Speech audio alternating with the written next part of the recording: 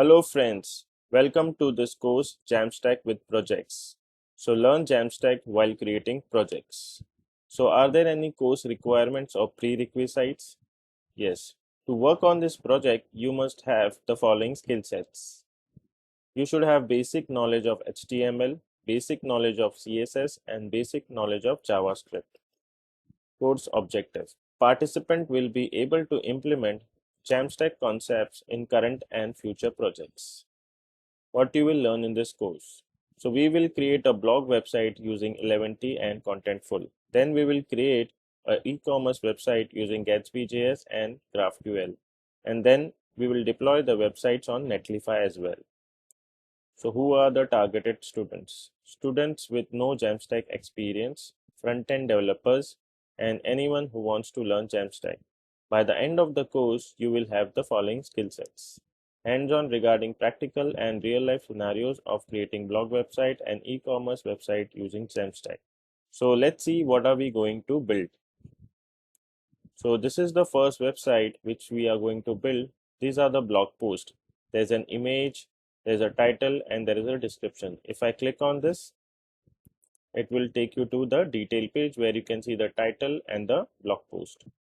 If I go back and if I click on this, this is the second blog post. This is the title and this is the description. And all this is coming from Contentful.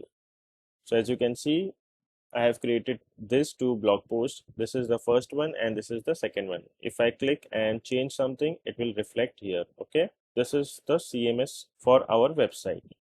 Okay. And the second project which we are going to build is a e-commerce store. So these are the products which are coming from Shopify. So as you can see, I have added two products and you can see these two products here.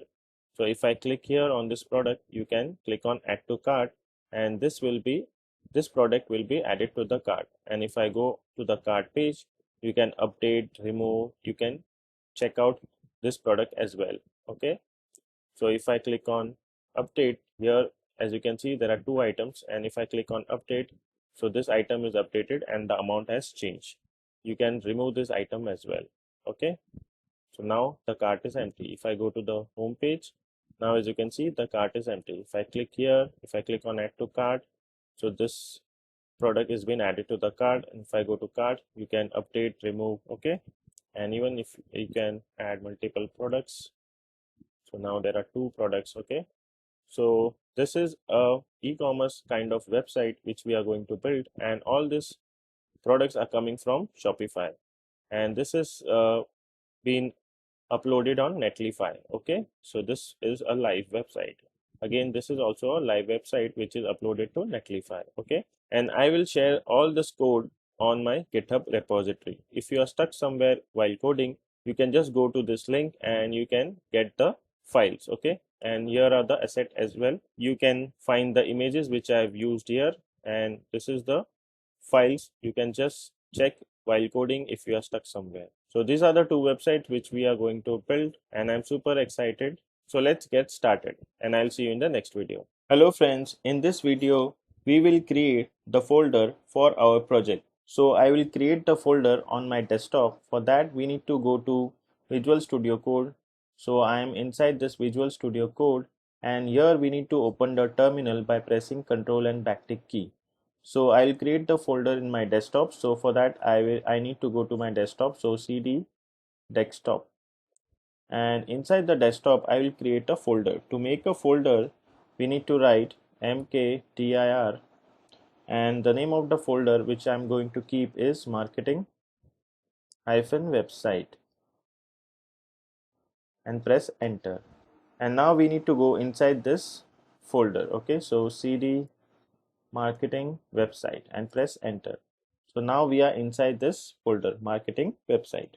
And then we need to initialize our project. So we need to write npm init and -y. -y is for answering everything to yes. It means that it will use only default settings and not prompt you with any options. Okay, so we need to press enter. Okay, so package.json file has been created.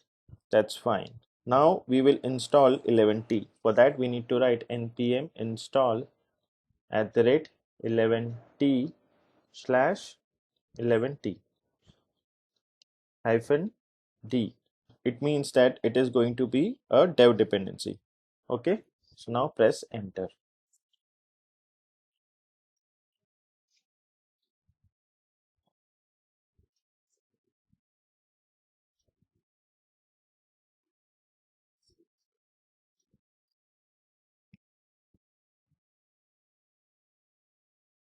Okay, now we need to open this folder, okay, which we have created, marketing-website. So for that, we need to click on open folder, and we have created this on our desktop. So let's select marketing website and click on open. Okay, so now package.json file has been created. So let's open that. And now we have to add following scripts. Okay, so first of all, I'll remove this test. We don't require this, so let's remove this. And first one will be build. Okay, this you can keep any name you want, but I'll keep it as build. Okay, and here we need to write 11t. Okay, then comma, and the next one it's going to be watch, and here we need to write 11t hyphen watch. Then the third one is serve, and here we need to write 11t hyphen serve. Then the next one is start, and here we need to write 11t hyphen serve. Then the next one is debug, and here we need to write debug equals to star space 11t. Okay, let's save this. And now we need an entry point for our website. So for that we need to create an index file. So here in marketing-website folder, I'll create a new file and name it as index.md. So this will be a markdown file. Okay, and I'll press enter. And here I'll simply write hash hello world. Let's save this, and now we need to open the terminal by pressing Ctrl and backtick key, and here I'll write npm start. So now this is the path which we need to open. So let's copy this, let's go to the browser, let's paste it and refresh the page. Okay, so here as you can see it says hello world, and if I change this, let's say if I change this to hello 11t, and if I save this and if I go to the browser and refresh the page, here as you can see the text has changed to hello 11t. So this is it for this video, and I'll see you in the next video. Till then, take care and bye bye. Hello friends, welcome back. In this video we will set up Contentful for our project. So you need to go to Contentful website, which is contentful.com, and then you need to click on get started. Once you click on get started, you need to click on sign up for free. Okay, so let's click on it. And to create your account, you need to fill all this detail and then click on sign up. I have already created my account. I have already filled up everything and I have created my account. So if you already have your Contentful account, then you just need to log in. So I'll just log in into my account.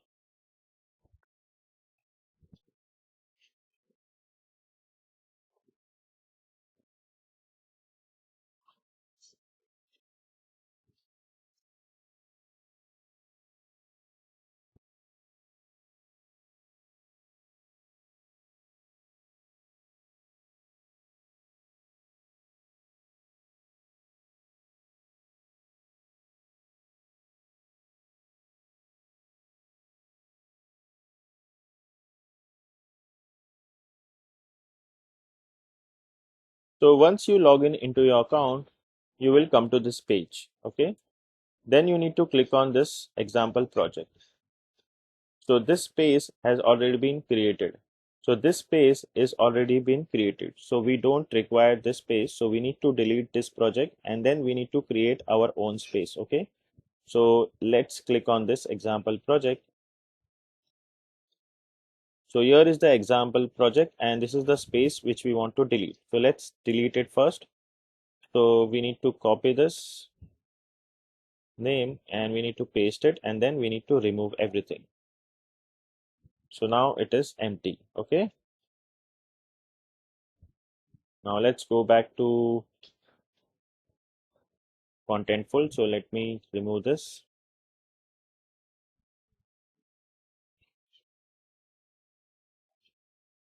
Okay. Now, okay. Okay, let's click on this explore content modeling.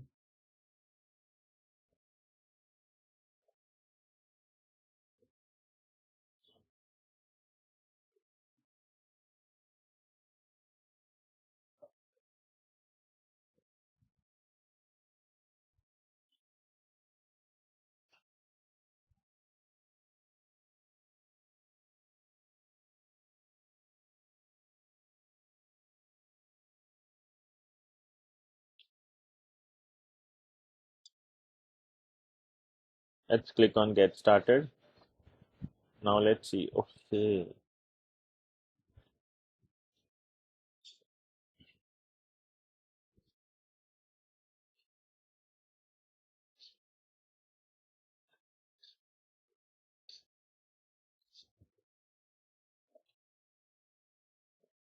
So you will come to this page, okay, after deleting the project. So now we need to add a space. Okay, so let's click here. Okay, so now, okay, so we don't want to purchase anything. We need a free space. So let's click here. Okay, and now we need to click on add a space.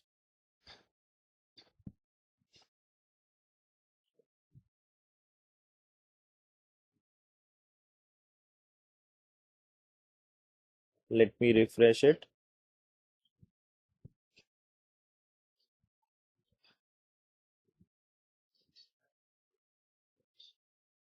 Okay, so now we will create a free space. So here, as you can see, free space limited to one per organization. Okay, so now we don't have any space. So what we can do is we will create a new space by clicking here. Okay, so we will give the name of the space as marketing hyphen website. Okay, and this will be an empty space and this will be an empty space. So let's click on create space. Now we need to go to now we need to click on go to my space home. Okay, so this is completely free. So now that we have created our space, so it says welcome to your marketing hyphen website space. Okay, now we will create content model. So let's click on content model and now we need to click on add content type,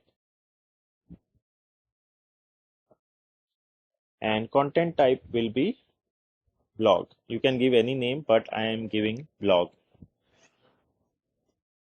And here we need to click on create.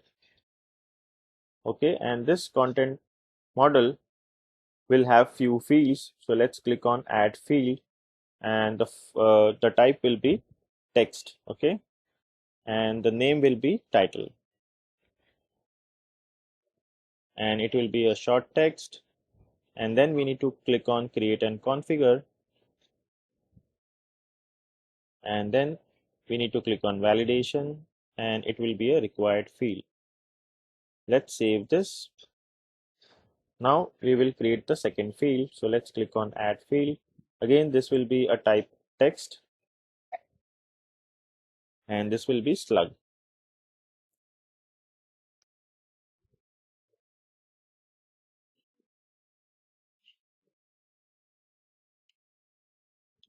So this will be the text which comes after the URL, and we will click on create and configure, and then we need to go to appearance and this will be slug. Okay, so just click on this slug and then if we come to validation, so this will be a required field, and again this will be a and required field, and this will be a unique field. Why unique field? So we don't have different blog posts of same slug. Okay, so let's click on save. And now lastly, we will have one more field which will be a rich text.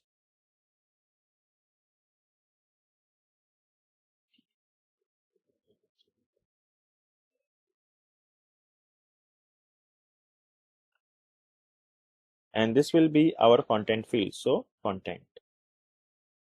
And let's click on create.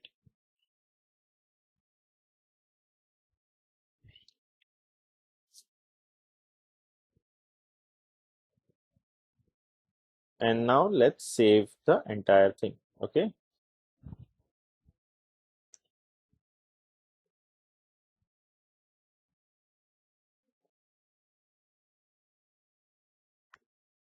So as you can see, content type saved. Now we need to go to content and we will add some content. Okay. So content type is blog, and here we need to click on add blog.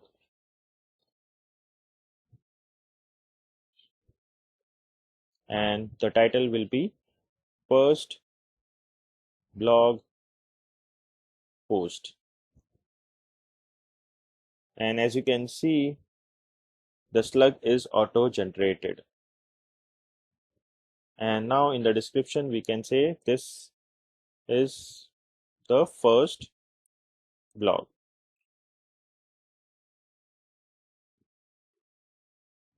post. This is the first blog post. And now we can publish it. So let's click on publish. So as you can see, it shows published. And here also you will get a message, first blog post published successfully.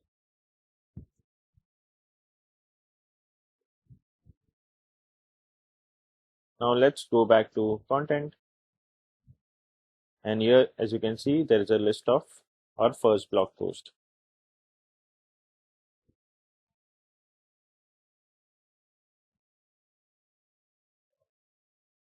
So now as we have our content type, and now as we have our content type set up, let's go back to our project. So let's go to Visual Studio Code, and inside our project we can pull some content from Contentful. But to do that, we need to install Contentful SDK and also the env. So to do that, we need to install Contentful SDK and also the env. So we can save our credential in a env file. So for that, here first let's stop the terminal by pressing Ctrl C. Okay, and here we need to write npm install -d, which is for dev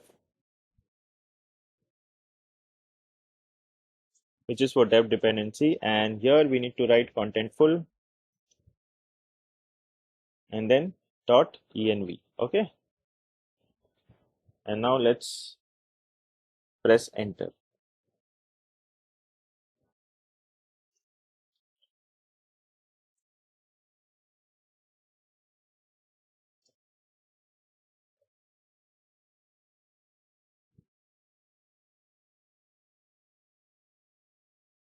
So once it is installed, we have to create a file with .env. Okay, so inside this marketing website, we will create one file and name it as .env. Okay, and press enter.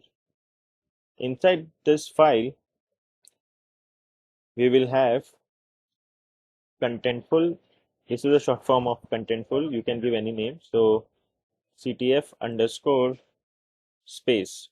Okay, we will add the space here, and then we will have Contentful underscore access token.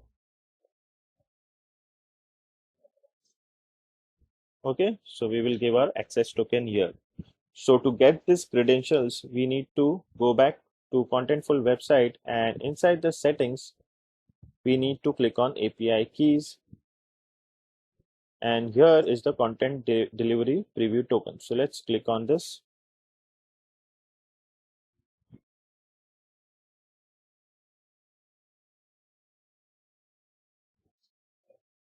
Let's click on add API key. Okay, so here is the space ID. So let's copy this. Let's go back to our project and we need to paste it here.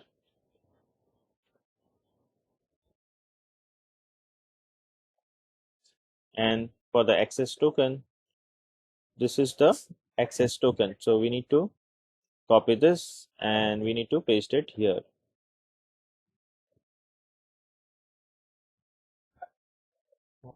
Let's save this. Now once it is done, then we need to create one more file with the name .eleventy.js. Okay, so inside this marketing-website, we will create one more file and we will name it as .eleventy.js.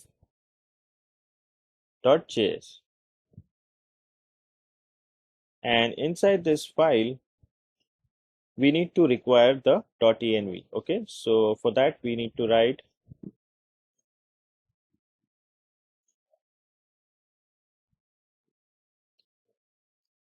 require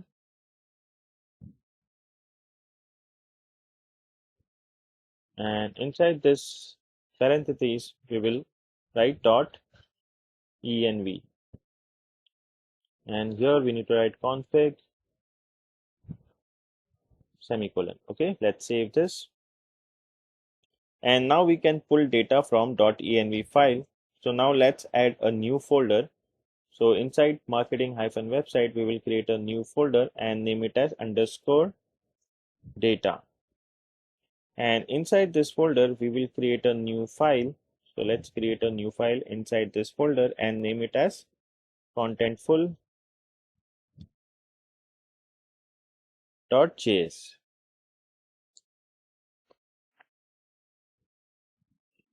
And let's set up the Contentful client SDK. So here we need to write const contentful equals to require, and inside the parentheses we will write contentful. Okay, and then we will take one more variable const and we will write client, that is going to be contentful dot create client. And now we need some parameters.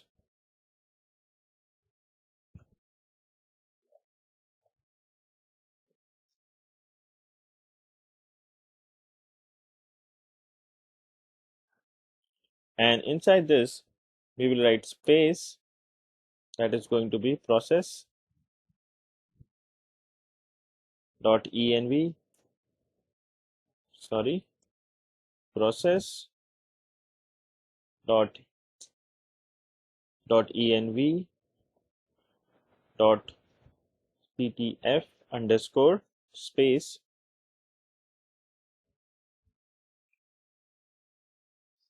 and the second one is access token, that is going to be process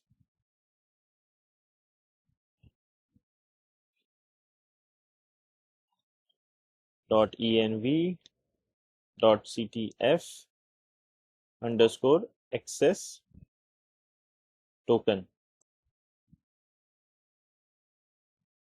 Okay, let's save this. And now let's export the function. So module dot exports equals to function,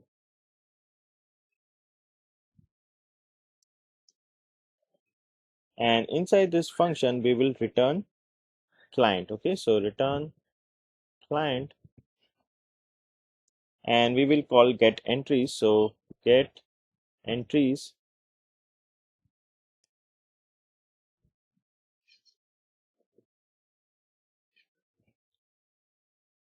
and here we need to send some query parameters. So first thing, is we need to the first thing so f- so first thing is we need the client. So first thing is we need the content type. Okay, so content underscore type, and as you remember our content type is blog. We have named it as blog. Hope you remember this.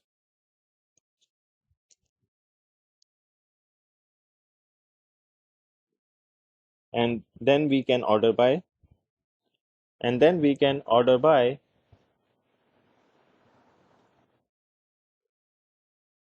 created at. Okay, so for that we need to write sys dot created at.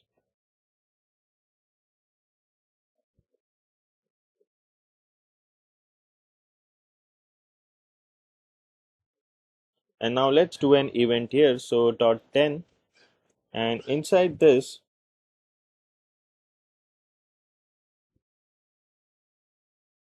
we will clean up some data. So let's get response. So res and then an arrow function, and here we will return response dot items.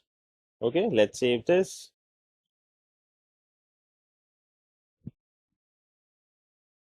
And now let's go to the index.md file. So let's go to index.md file, and here we need to and here we need to and here we need to give double curly braces, and inside this we will write contentful.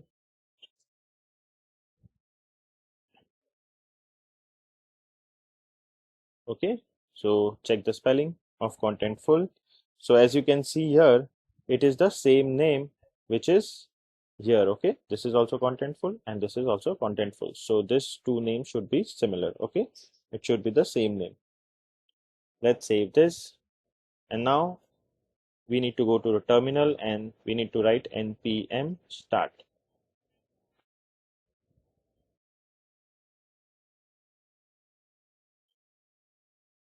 Okay, now let's go to this URL. Let's copy this. I think this URL is already been opened here. Okay, so as you can see, we are getting all the data, but we need to, so as you can see, we are getting all the data. This is the first blog post. Okay, so everything is here. The slug is also here. Okay, but we need to beautify this, so that we will do in the next lecture. So this is it for this video, and I'll see you in the next video. Till then, take care and bye bye. Hello friends, welcome back. So now we have data, so now let's improve the listing.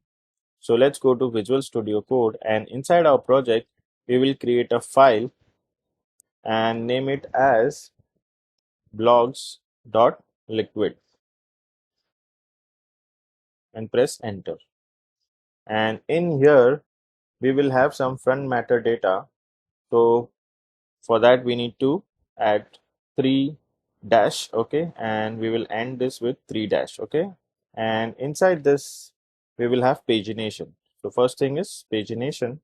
So this is an Eleventy parameter. So the first thing is data. So, and in our case the data is contentful. So contentful, and size is gonna be 1, and then we have alias, and that is going to be blog, and also we will have add all pages to collection, and that is going to be true. And now we need to set the permalink for each block. So remember we set the slug, so we will use that as a permalink. So here we will take the permalink. So permalink, that is going to be inside this double quotes, we will take a curly braces, two curly braces, then block dot fields dot slug. Okay, and we will close this curly braces, and here we will take a slash and then double quotes. Okay, so here we don't require the double quotes, we will add it here. Next we will give tag, and that is going to be blog. So this should be in double quotes. And layout. So layout to render each and every page generated from this collection. We will call it layout dot liquid. And we will add a computed value which is title. So Eleventy computed, that is going to be title, and in double quotes we will add double curly braces blog dot fields dot title, and we will close this curly braces and then double quotes. Okay, and now we will display the title. So here we will add an h1 tag, and here we will write blog dot fields dot title. Let me close this h1 tag. Let's save this. Now let's create our layout, and to add a layout in Eleventy we need to create a folder, okay, which is called underscore includes, and inside we will create a new file with the name layout dot liquid, and inside this we will simply display the content. Let's save this, and now let's go to index.md file, and instead of just displaying the data we will do a for loop. Okay, so let me remove this. So we will do a for loop and go through all the blog posts and display them in the list. Okay, so let's do it. So for that we need an ul. Okay, so let me close this ul, and inside this we will take curly braces and then a percentage. To add a for loop we need to write for blog in contentful, and here we need to add a percentage sign, and then we need to end the for loop. To end the for loop we'll take a curly braces, percentage sign, and end for. Okay, and this will be a curly braces, and inside this we will take an li, and inside the li we will take an a tag which href, and this href is going to be blog dot fields dot slug, and also we will pass it to the url. Okay, so here we need to write url. So this will make sure that it will append the full url to our link. So let's close the curly braces and then the double quotes, and let me close the a tag, and the label for the link is gonna be blog dot fields dot title. Let me close this, and let's close the a tag. Okay, let's save this file, and now we need to do npm start. So I'll open the terminal, and here I'll do a control C. Okay, I'm getting some error. Let me start and let me do npm start. So npm start.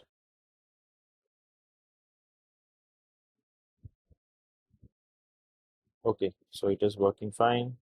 Let me copy this, and here I'll paste it and refresh the file.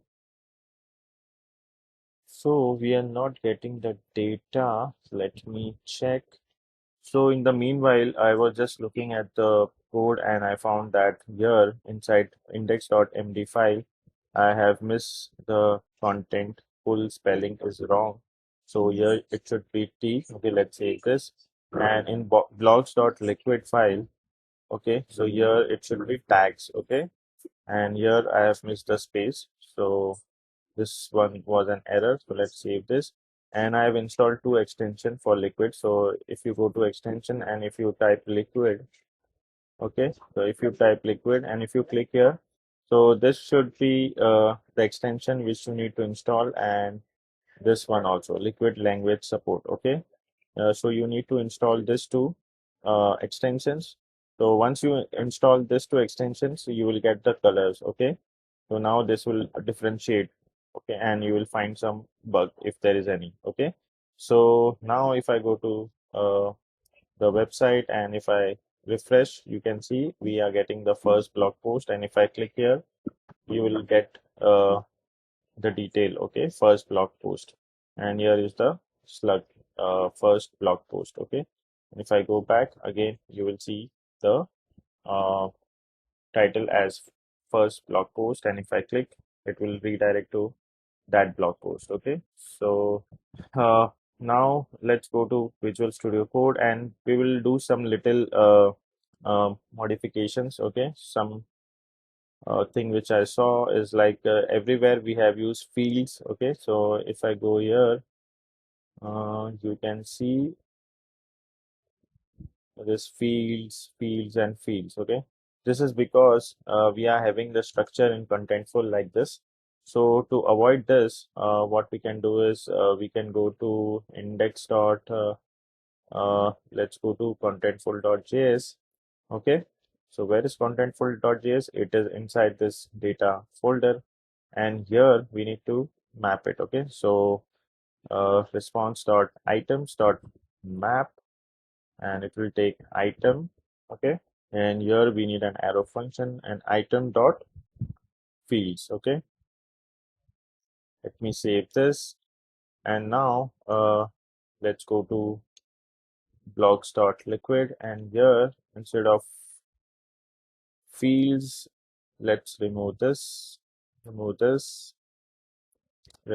Let's save this, and now in index.md we need to remove this. Okay, and let's save this, and uh, where else? Okay, I think we have removed fields from everywhere. So in index also we have removed it. Let me check it again. Here also in blocks.liquid also we have removed the field. Let's check it in the browser. If I refresh, we'll get the same thing. Okay, if I click, you will go to the blog post. So this is working fine, and we have modified the code. Let's run it again. So npm start. Let me check. Okay, now let's go back, refresh. Okay, everything is working fine. So this is it for this video, and I'll see you in the next video. Till then, take care and bye bye. Hello friends, welcome back. So let's also display the content of our blog post. So for that, let's go to Visual Studio Code, and inside blogs.liquid page, here we need to take a div. So div, and inside this div, we will add blog dot content, and let's close the curly braces. Let's save this file, and if I go to the browser and refresh the page, so here as you can see we have the data. Okay, and it also has the value. Okay, this is the first blog post, but we want to display as HTML so it can render correctly. To achieve that, we need to use the rich text render library to render the content into HTML. Okay, for that we need to install the library. So let's come to the terminal and do Control C to stop the terminal, and here we will do npm install -d, and here I'll write @contentful / rich text -html renderer. Okay, so now let's hit enter.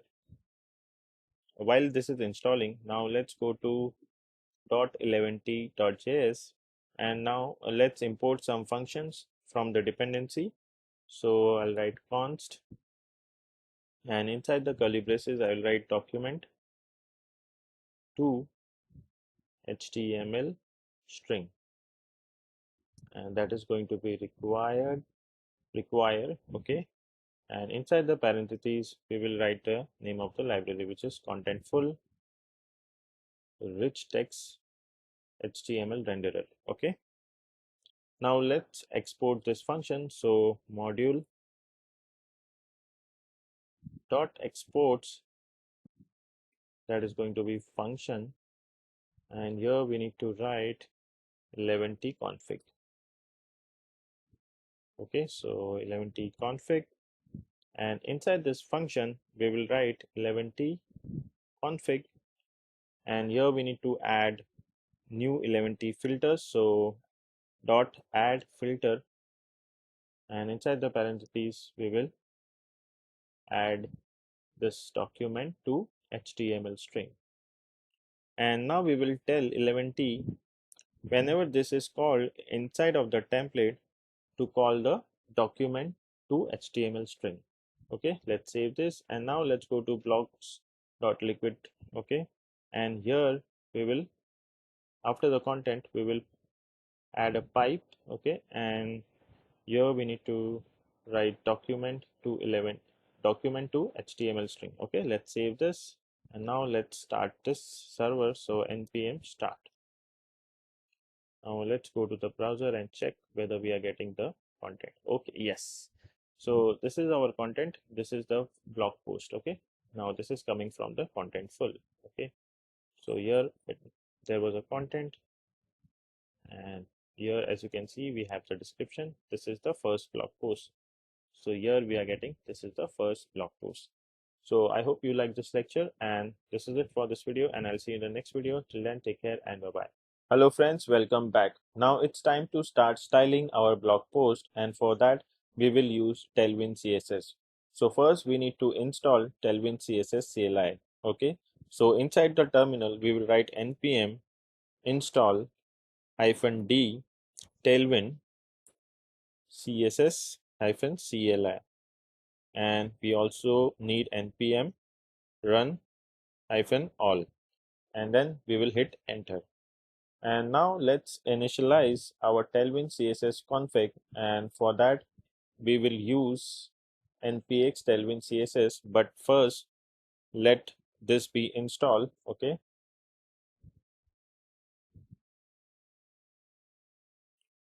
it's done. Now let's initialize Tailwind CSS config. For that we will use npx Tailwind CSS CLI @latest init. There'll be no space, and now let's hit enter.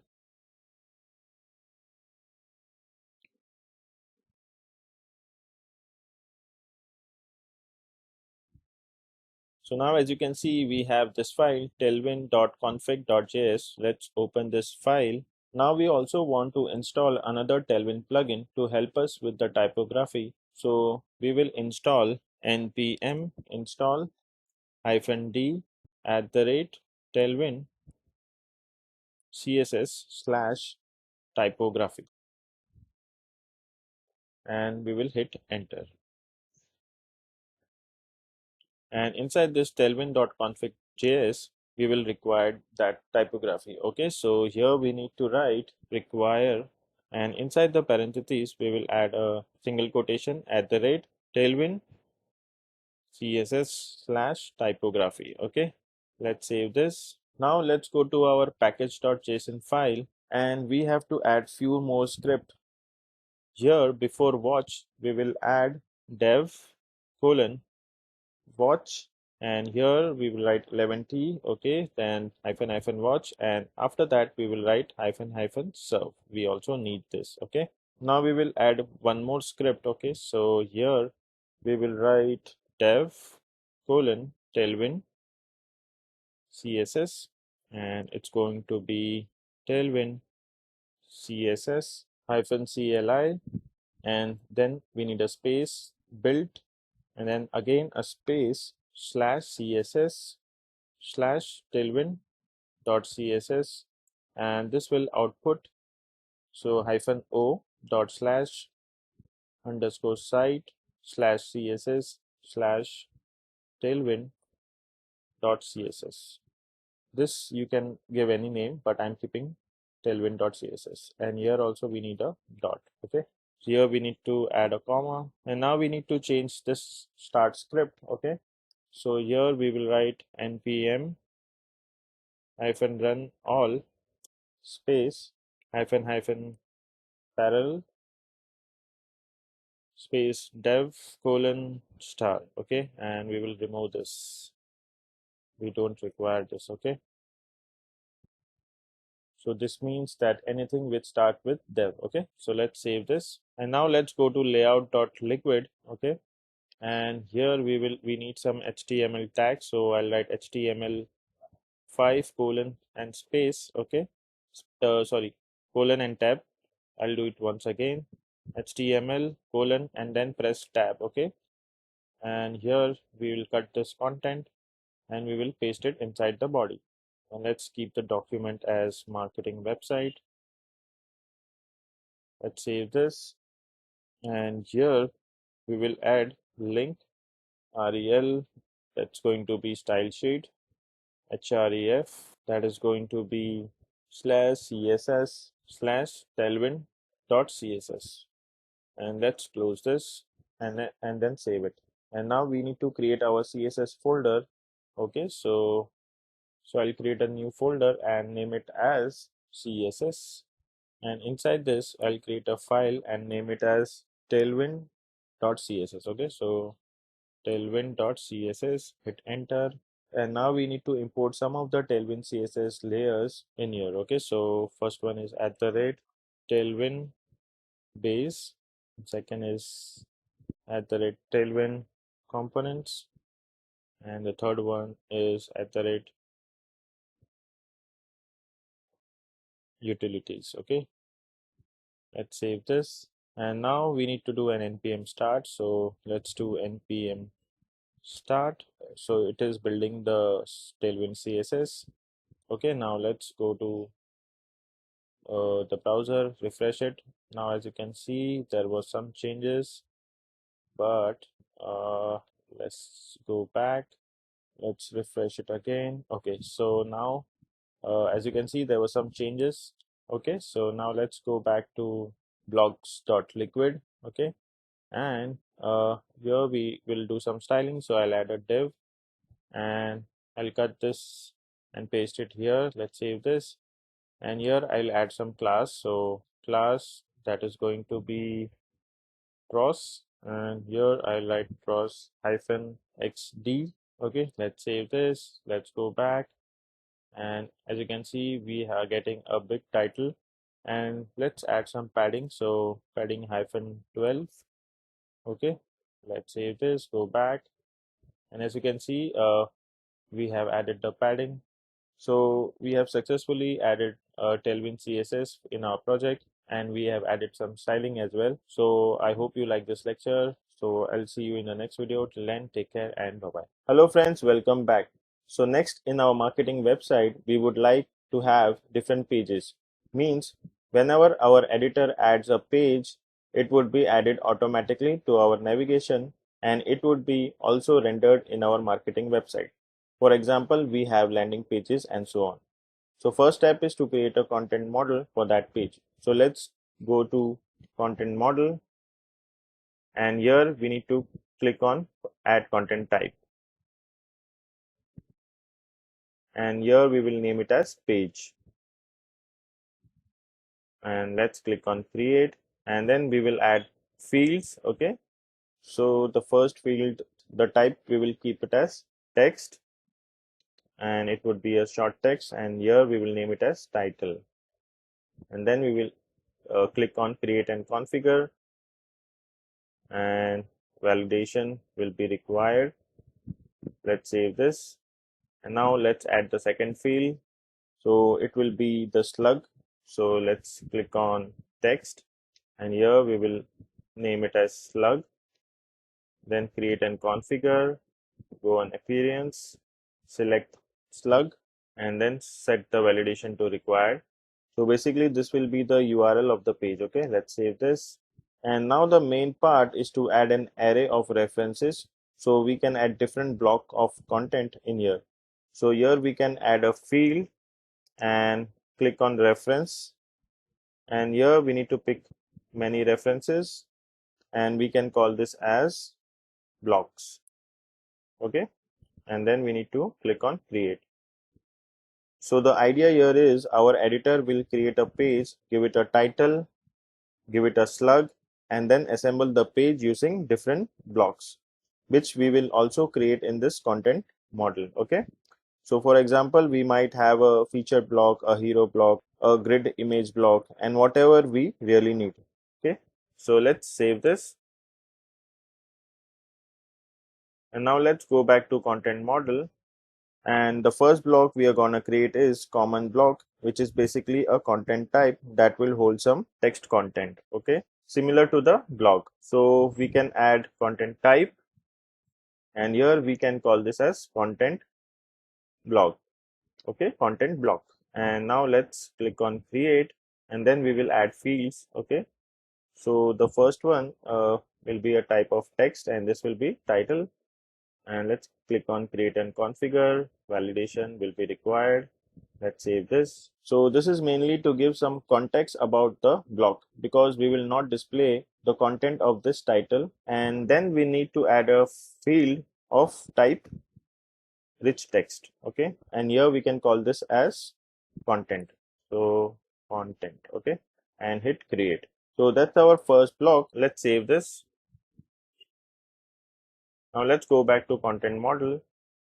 Now let's add one more field. Okay, so let's create add content type, and this we will call it as grid block. So grid block, and let's click on create, and then we will add field of type text and call it as title. Let's click on create, and then we will add one more field, and this will be for media. So let's click on media and select many files, and here we can call this as images. Okay, let's click on create. Okay, so now let's save this.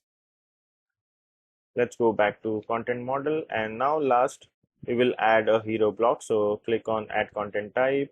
Here we can name it as hero block. Click on create, add field, type should be text, and it will be title again. Hit this create button, and then we will add one more field, and this will be text, and this will be some text headline. Let's give a name of headline. Okay, hit create. Then we need a image, so click on add field, select media, and select one file and name it as media image. Okay, so let's keep it as image only, not media image. Okay, let's hit on create, and let's save this. So this has been saved, content type saved successfully. And to show you this in action, let's create an example page. So let's go to content, and let's click on add entries, and let's say this will be an about us page. So select page. So here we will give a title as about. So this slug is auto generated, and for block we can select as content block and name it as about content block. And here we will add some dummy text. So lorem ipsum, let's get some dummy text. So I'll generate a lorem ipsum text, and let's copy this one paragraph, and here we need to paste it. Okay, and now let's hit publish. So this has been published, and now let's go back to content, and let's click on about, and we need one more block, so that will be hero block. Okay, and we can say about us, and headline we can give it some headline. Okay, this could be anything, whatever you like you can give it. And for the image we will go to a free website, which is Pixelpay. Let's get a free image. So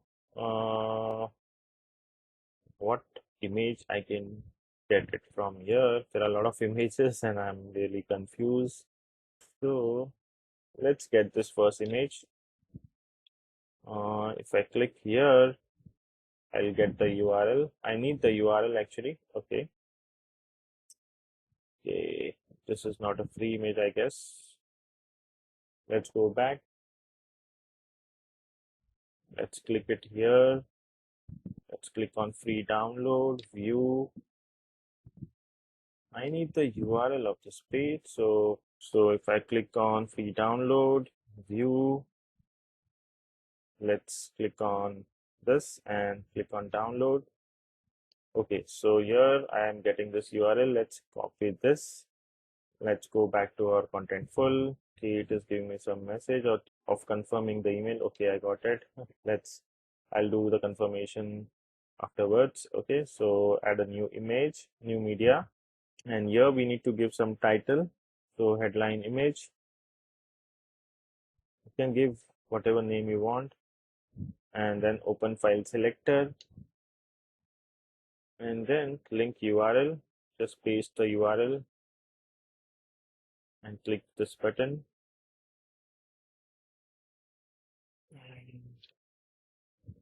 Okay, so the image has been uploaded successfully. Description, if you want to give, this is not compulsory. I have not uh, give the validation as required. So if you want, you can just add the description. Otherwise, let it be as it is. Click on publish.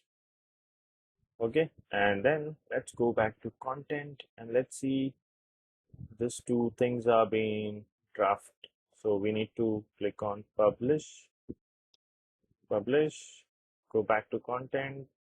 Now this is draft. So let's publish this page.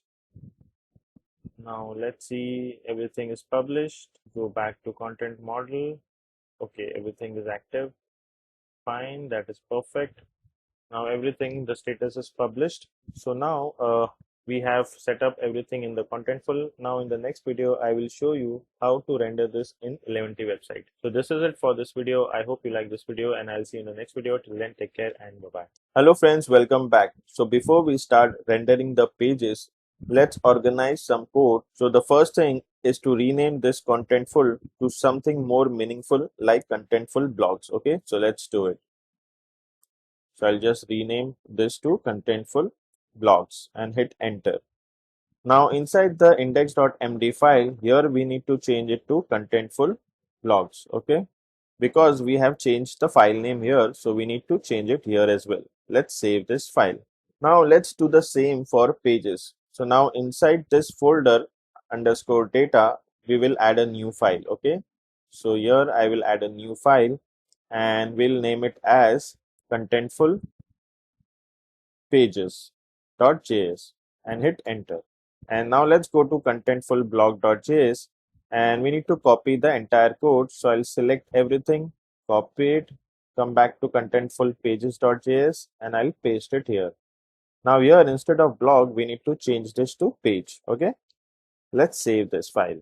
Now let's close this. Now we need to add a liquid file like we have done for blog. Again, same thing we need to do for pages. Okay, so let's create a new file and name it as pages.liquid.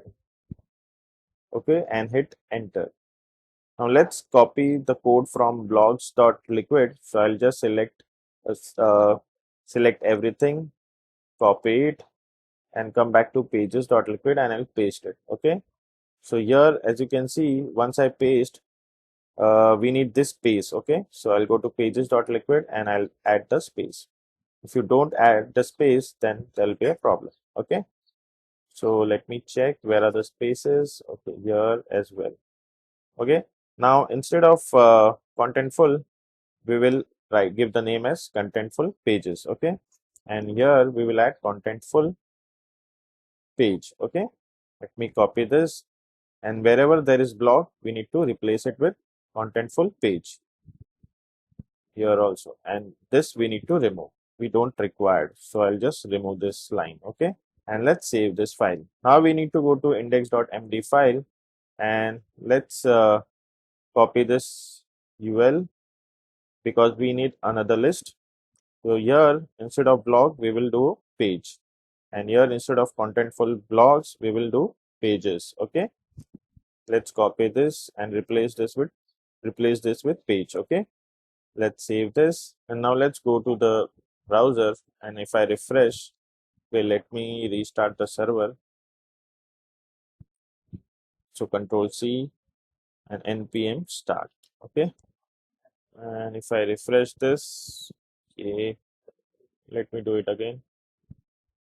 So let me check. Okay, here the data should be contentful blogs because we have changed the file name. Let me save this, and now if I go back to the browser, refresh, so as you can see, we are getting this blog post as well as about us page. So if I click, so here you can see this is the about us page. Okay, and if I go to this page, this is the first blog post. Okay, so we have successfully added the listing. Now if I go to about us page, we need the blocks. Okay, we need to render the blocks that we have defined. Okay, we only see the title, but we also want to see all the sections that we have. So first thing, let's go to Visual Studio Code, and we need to go to pages.liquid. Okay, and here we will render the element based on their content type ID. Okay, so let's have a for loop here. So I'll just give a curly brace, a percentage sign, minus sign, then a for. This will be block in contentful page dot blocks. Okay, and we will have a minus and percentage here, and don't forget to end this for loop. So curly braces, percentage, and end for. Okay, and again a percentage, and here inside this for loop we will render something. Okay, so I'll do a if statement. So curly braces, percentage, and if block dot sys means sys, because this is the data coming from contentful. So content type dot sys dot id, that is equal to, and here we will add the block. Okay, so let me check the name of the block. So if I go to content model, and if I click on content block, so this is the id which we required. Okay, so let me copy this, go back to Visual Studio Code, and I'll paste it here, right? And then I'll end this with a percentage sign, and here we need a curly braces, percentage sign, and content block. Okay, and let's end this. Okay, now we will do an else if. So let's copy this, and I'll paste it here, and instead of if we'll write else if. Okay, so els if, and here we need to change this to hero block because we have hero block as well.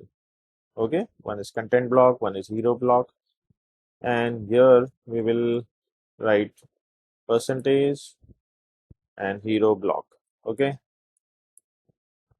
block percentage, and we will end the if loop. Okay, so curly braces, percentage, and end if, then a percentage sign. Let's save this. So you might be wondering, what is this content block and hero block? These are the short codes that we are gonna add to Eleventy file. Okay, so let's go to eleventy.js, and here we need to add a config. So Eleventy config dot add short code, and that is going to be content block. Okay, and here we need a function, and function, inside this function we will add a parameter as block because we need the data from that. Okay, and inside this function we will return content block. Okay, so this will be a text, so I'll add a template string and content block. Okay, now let's copy the entire thing and paste it here, and instead of content block we need hero block. Okay, this will be hero block. Let's save this, and now let's go to the browser and let's check it. Okay, if I refresh, okay, let's restart the server. Control C to stop the server, and npm start. Okay, we should see this content block and hero block text in about page. Okay, so let me refresh. So I think let me check it. What is the issue? So if I go to pages.liquid, here it should be blocks. Okay, and not block. Why? Because here, as you can see, if I go here inside this content model, and if I go to page, and as you can check, if I go to settings, so this is the field name, field ID blocks. Okay, because we are using this block. Okay, So here, as you can see, it should be blocks. So I have done a mistake. Instead of blocks, I have wrote block. So that was a mistake. Let me save this file. And now if I go to the browser and if I refresh, so as you can see, this is content block and hero block. Okay. So instead of content block and hero block, let's add something which should come from Contentful. So if I go to uh, Eleventy.js, so here we will return a div. Okay, div, and let's close this div. And inside this div, we will add a dollar sign, curly braces, and here we need document to HTML string. Okay, and inside this parentheses, we will add block dot fields because this data is coming from Contentful. So dot content, and here hero block, we will add an image src. Let's add a div, and then inside that we will have an image. So inside this div, we will have an image src. In double quotes, we will add dollar sign, curly braces, and here I'll write block dot fields dot image dot fields dot file dot url. Okay, because this is coming from Contentful, and we need an alt tag. So again, this will be like dollar sign, curly braces, and in here we, let me copy this and I'll change that to something meaningful. So block.field.image.field dot title. Okay, let's save this, and now let's go to the browser. So as you can see, this data is coming from Contentful and this image is also coming from Contentful. Okay, so this was the content. Okay, so this was the about content. So this is the data which is coming from Contentful, and we also add in hero block. So in hero block, we had this image. Okay, so this is how it is. If I go back, this was the first blog post, and this was the about page.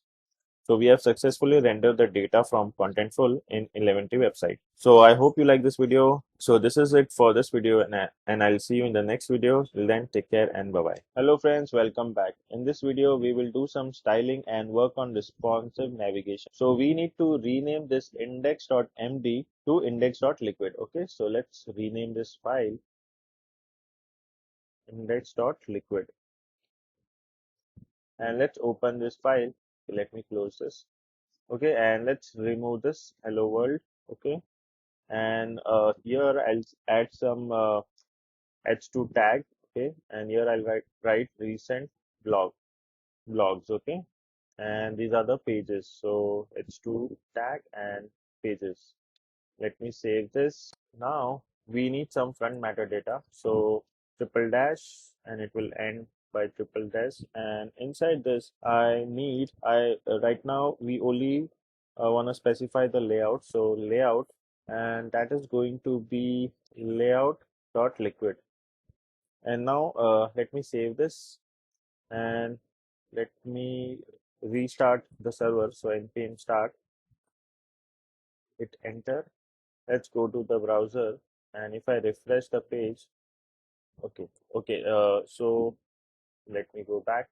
So as you can see, if I refresh the page, the styling has gone. Since we are wrapping this in layout, Tailwind did a reset and we don't have a style. So now let's go back to Visual Studio Code, and in layout.liquid, okay, first thing, let's change the background.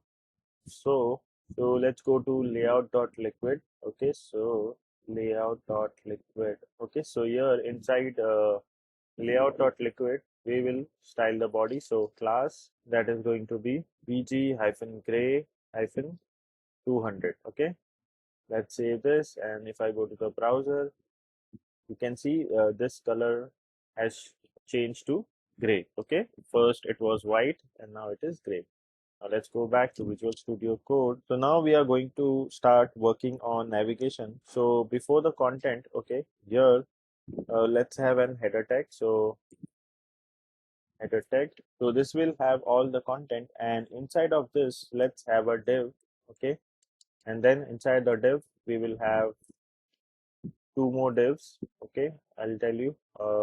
This is the wrapper div.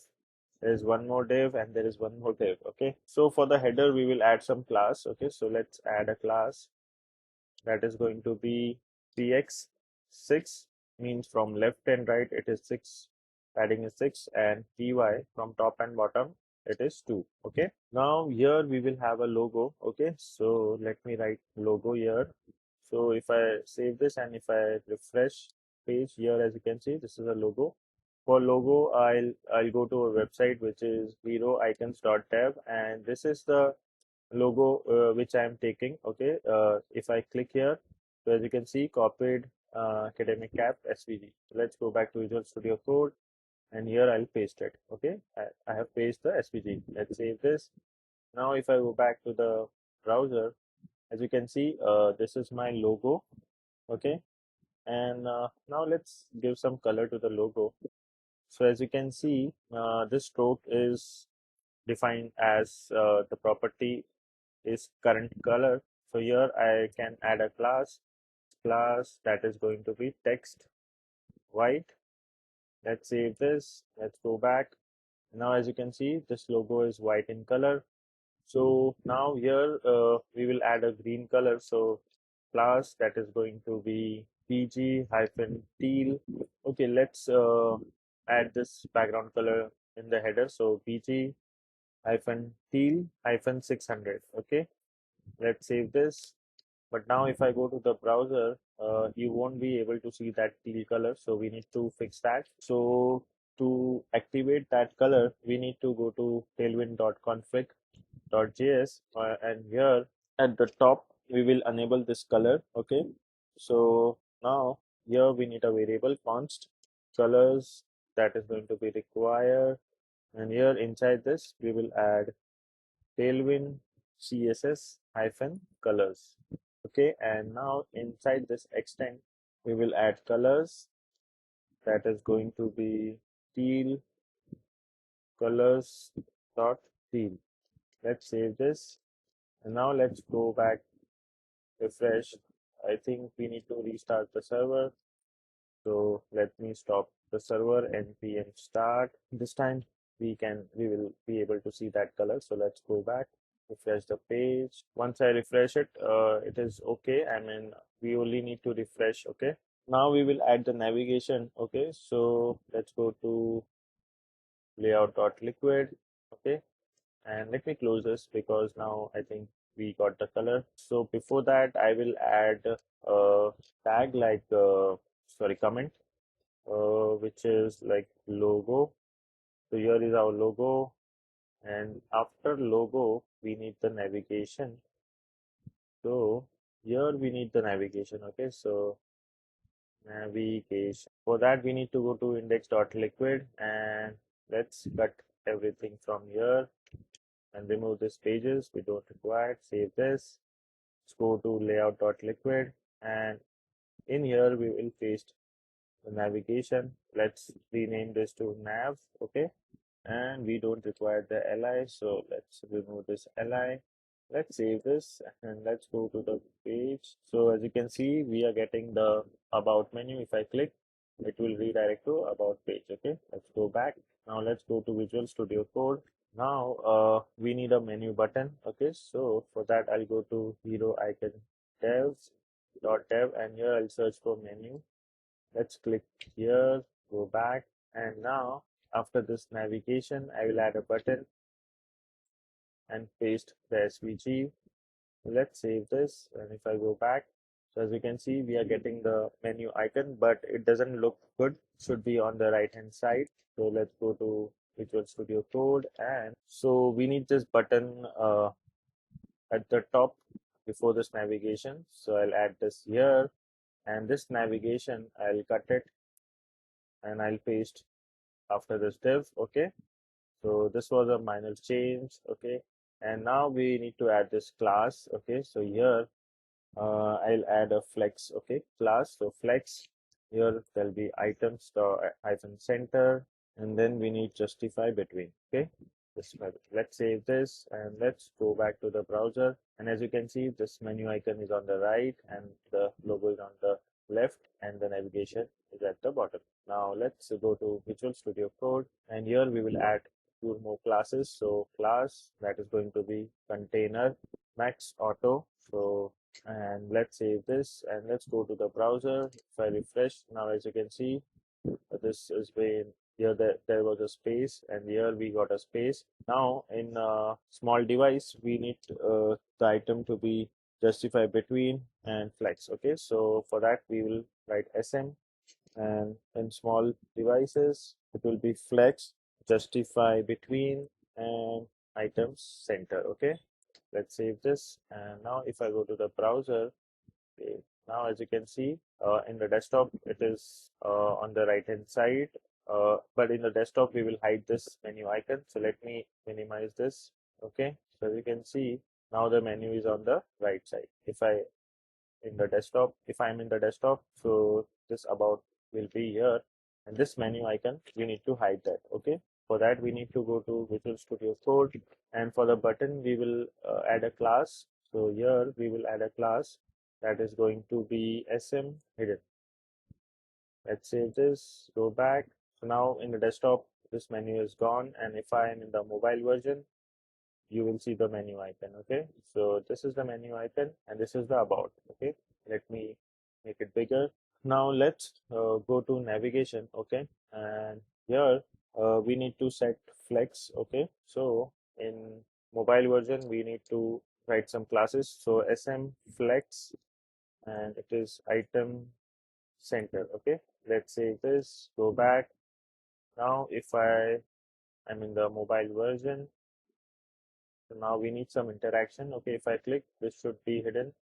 Let me do item center. Okay, save this, it is items center. Okay, now we need some interaction, like if I click here, this navigation should open, otherwise it should be closed. Okay, so for that I'm using alpine.js. Okay, so here this is the URL github.com alpine.js/alpine. Okay, so we need to grab the CDN. So let me grab that CDN. So this is the link. We need to copy it, go to the Visual Studio Code and index.liquid. Okay, in layout.liquid. Here I will add that script. Let me paste it. Okay, let's save this. Okay, so now let's go back to what I have copied. Okay, I've copied it correctly. Let's copy it once again, and here I need to paste it. So here it is differ. If I save, this differ is going. Let me copy this. Let me paste it again. Okay, just because of my prettier this is going. Okay, let it be. Now if I scroll down, so this is the exact thing which we need. So I need to copy this data and I need to paste it in the main div. So this is the wrapper div. I'll paste it here. Then I need this on click. I mean click open through. This should be on the button. So where is my button? This is the menu button. So I'll paste it here. Okay. Then we require this. This should be on the navigation. So here we need that. Let me paste it. Now if I go back to the browser, let me refresh. If I make it smaller, if I click, you can see the about page, about menu. If I click it again, so this responsiveness is done, and this is it for this video, and I'll see you in the next video. Till then, take care and bye bye. Hello friends, welcome back. So in the last lecture, we have fixed the navigation. We have made the navigation as responsive, but I just saw that when I make it smaller, okay, if you are in mobile, then you can see this menu icon, and if I click, you can see this about nav. Okay, and if I click again, it will close. But when I'm in desktop version, okay, so you can see that there is no about navigation here. Okay, so we need to fix that first. Okay, so let's go to Visual Studio Code, and in layout.liquid, okay, we need to change this is open to is open. Okay, is open, and it should be false. And if I scroll down here, at the red click is O should be capital, is open through, okay, and then it should not be true, it should be like not is open, so then it is uh, it will toggle, okay, and then here we need to change this to is open, this will be false, and this will be x hyphen show dot transition equals to true. Okay, so we need to change this stuff. Let's save this, and now let's go to the browser, and now as you can see we are able to see the about navigation, and if I make it smaller, here you can see. So let me check if I've missed something. Okay, and here we need to add one more class, so colon class, and that is equal to, in double quotes we need to have a curly braces, then block colon is open, comma hidden, comma colon, and then is open, and then we need to close the curly braces. Okay, let's save this, and now let's go and check it. So as you can see, we are able to see the about navigation. Okay, we need to hide this. Okay, let's go back. Let me see if anything I have missed out. So if I scroll up, X data is open is false. We need one more thing. Okay, so here after this, I'll write at the rate key down dot escape, that is equal to is open equals to false. Let me save this, and now if I go to the browser, let me refresh it. Now if we make it small, again we are not able to toggle this. Okay, let me check. Let's restart the server. Okay, so control and backtick key, let me stop it, npm start. Let's go back, refresh the page. Now let's check it. Okay, still there is an issue. So here hidden should be not is open. Okay, let's save this, and now let's go to the browser and refresh it once again, and let's make it smaller. So now if I click here, this menu, we are able to see this menu. Okay, and if I go to about, it will redirect to about us page. Okay, if I click anywhere outside, it will get closed. Okay, so if I go to Visual Studio Code, so here is an extra backtick, so let's remove that, save this, and now you will not see that extra backtick. So let me make it smaller.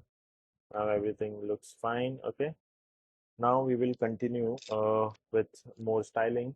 Okay, so and that was a fix for navigation, and let's move on. Okay, now we will complete the styling for the home page. As you can see, this doesn't look good, so we will continue with the home page, and so for that we need to go to Visual Studio Code, and let's go to index.liquid, and let's increase the size of this text. So class, that is going to be text hyphen 6 XL. Okay, and we need font to be bold, so font bold. Let's save this, and let's check it in the browser. So now as you can see, the font size has increased and it is bold. Now let's wrap these two things like h2 and ul in a div. So let me wrap this in a div. Okay, now we will add some class, okay, for this div. So let's do it. So class equals to padding will be 6, and we will make it container and max mx auto. Okay, let's save this, go back, and it will refresh, and as you can see, it has come in the center. We got the space. Okay, let's improve this styling. Okay, so first we will change this to recent news. Okay, so let me change this, save this, and now let's enhance the blog post. Let's add some few data in that. So we need to go to Contentful, and inside this content model, I'll click on blog, And here, as you can see, we have title, slug, content. So we will add two more fields. Okay. So first one will be media, and this will be featured image. So featured image, it will be one file.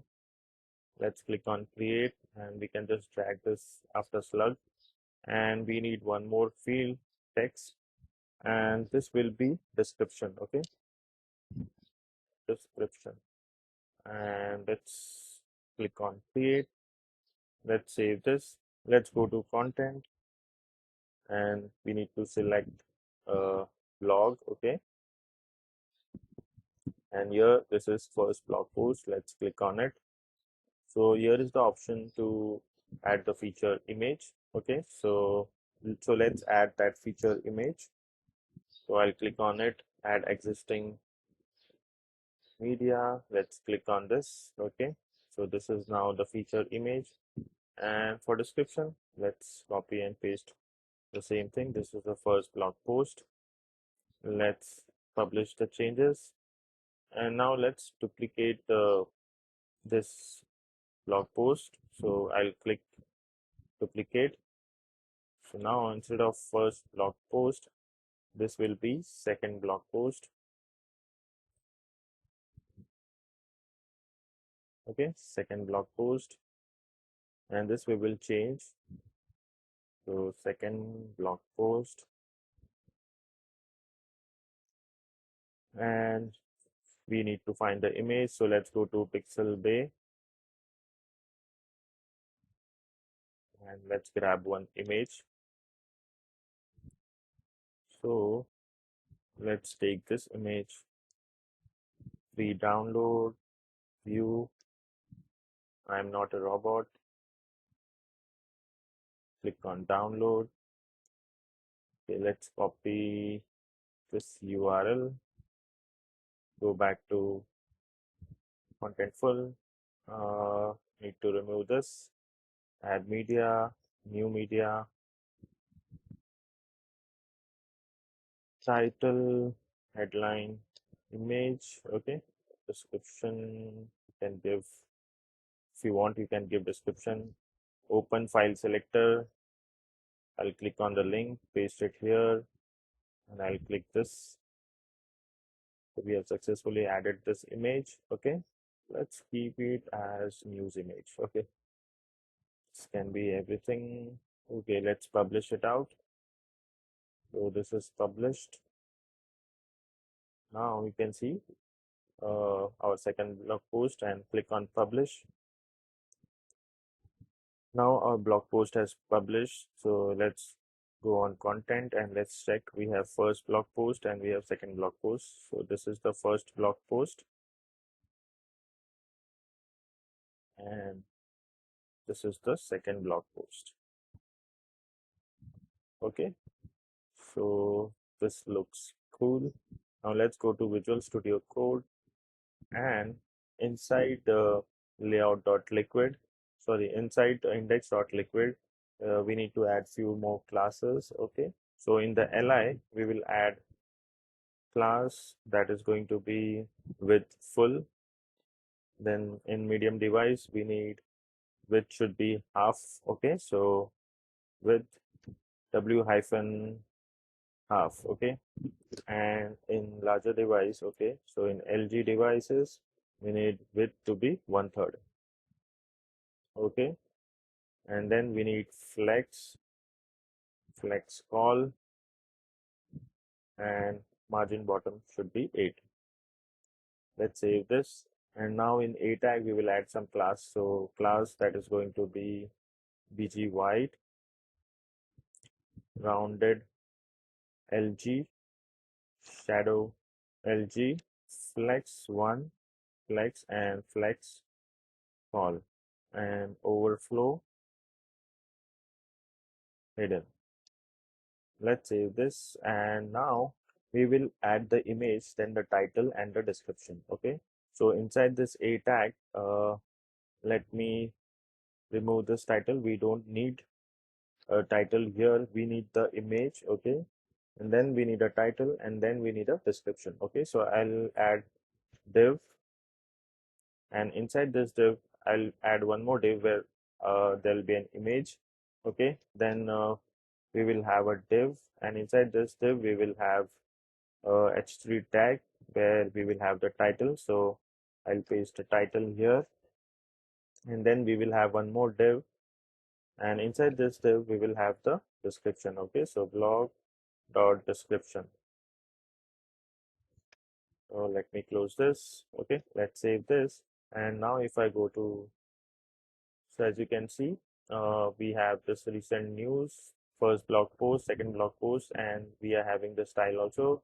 And now we will add the image. Okay, so there is a lot of styling to be which needs to be done. But first, let's add some styling for this title, or we will add the image first. Okay, so let's add the image, then we will do the styling.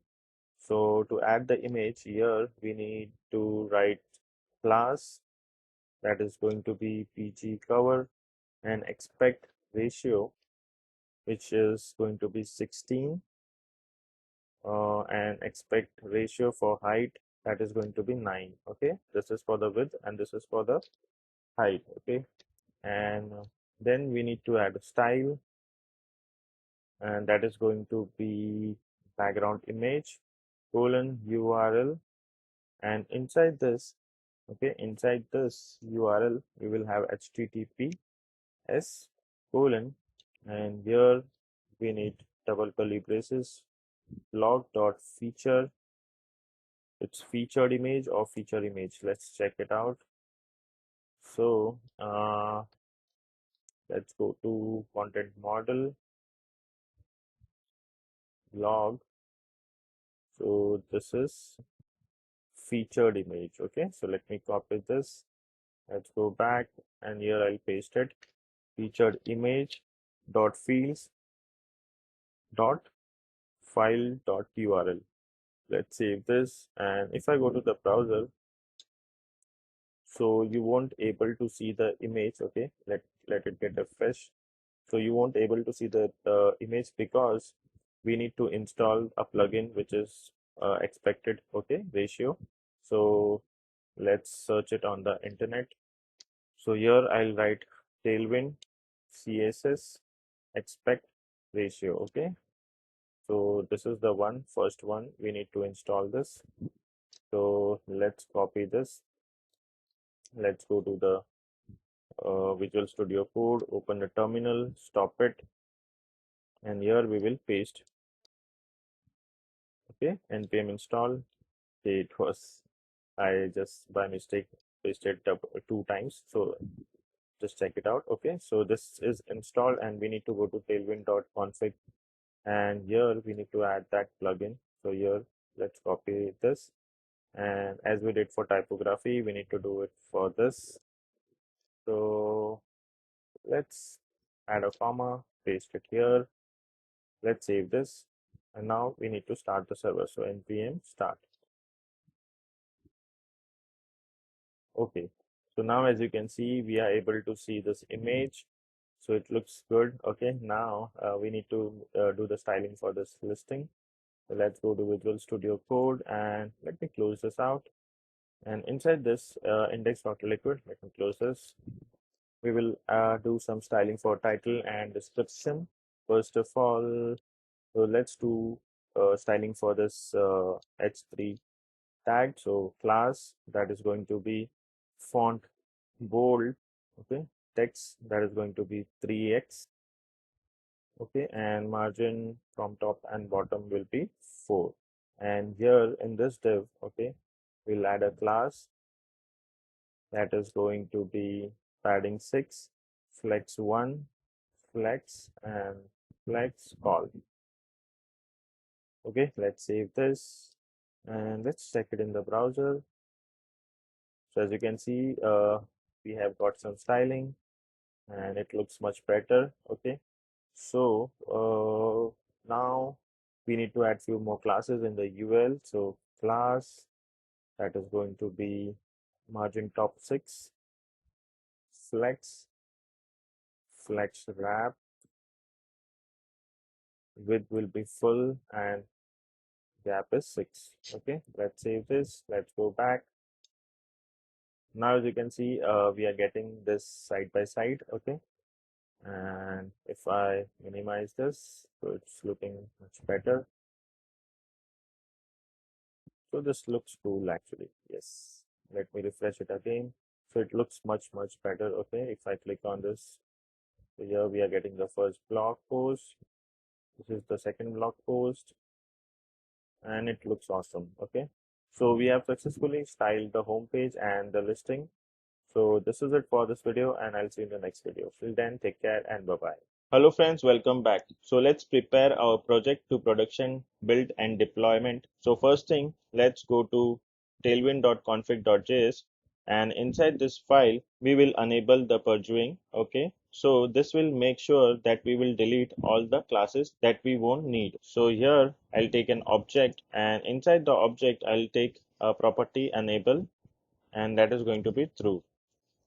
And second property is content, and that will be an array, and inside we will define the files which we required. Okay, so dot slash star star slash star dot js comma, and then again let me copy this and I'll just name the file. Okay, so this will be dot Eleventy dot js, and the third one is dot html, and the next one is njk, and the last one is dot liquid.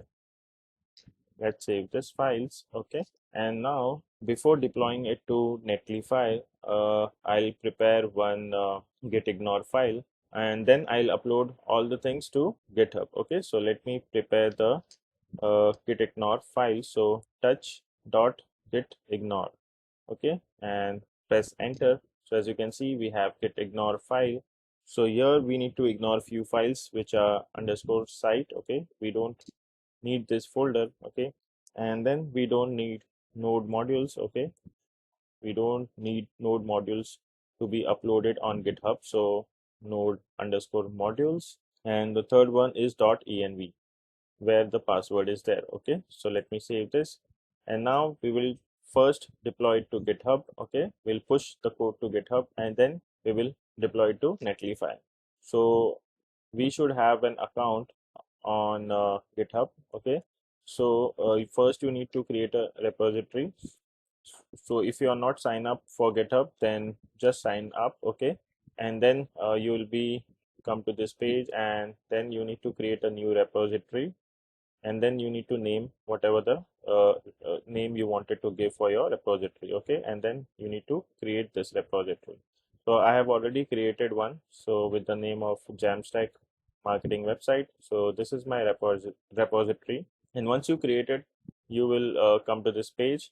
Okay, you will be landing on this page. So now let me show you some code which you need to push it to GitHub. Okay, so first of all, we need to come to the terminal, and here I'll check git status. Okay, okay, not a git. Okay, so first we need to git init. Okay, and press enter. So initialize empty. Now it has been initialized. Then the next step is git status. So as you can see, we have this untracked files. Okay, so as you can see, we don't have node underscore modules. Okay, we don't have these files here, so that is good. Okay, and now what we need to do is, like, we need to add this file. So git add space dot. Okay, and press enter, and now if I check git status, so as you can see, changes to be committed. So git commit -m, and this will be our first commit. Okay, let me check the code. So git commit -m first commit, and let me press enter. Now I'll just copy this and I'll paste it here, press enter. Now let me push the file. So git push -u origin master.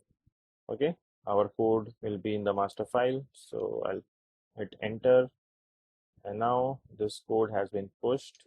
Let me refresh this. So as you can see, all the code is here. Okay, So we have successfully pushed the code on GitHub. Now we need to go to Netlify. So I have already created my account on Netlify.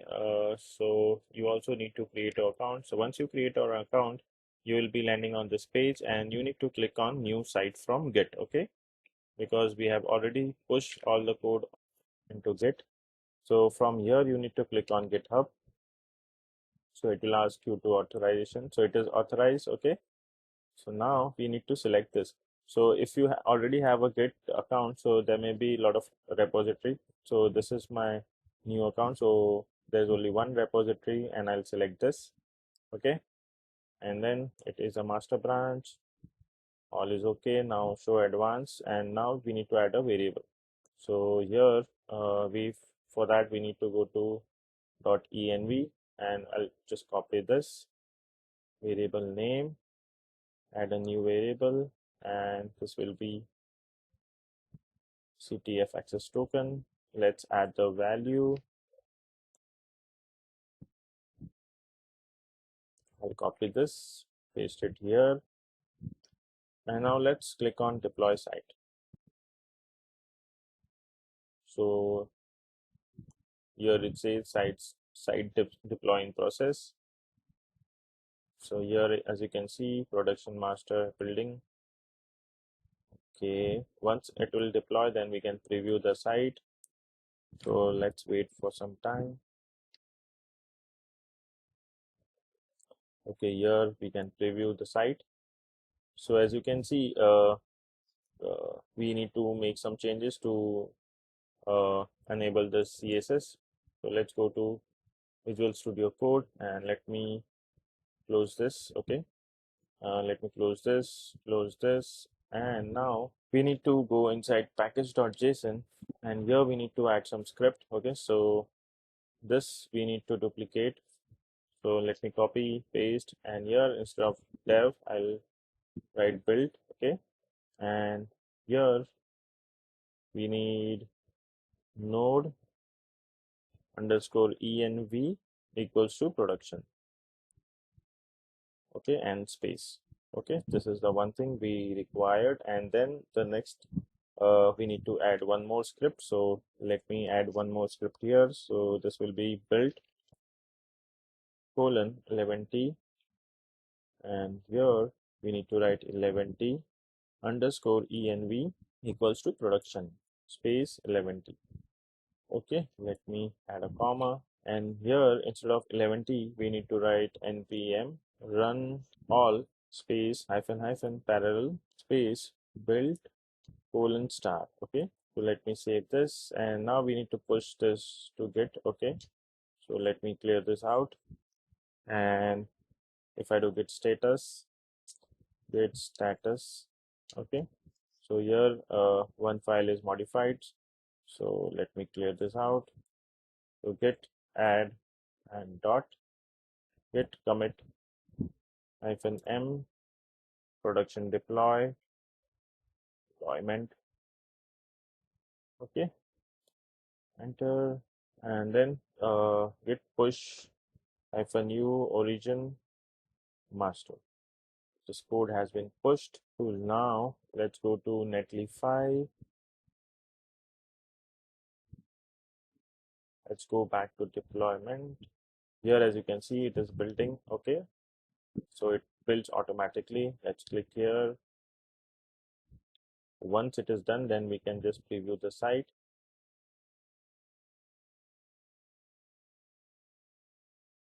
Okay, now we can click on preview.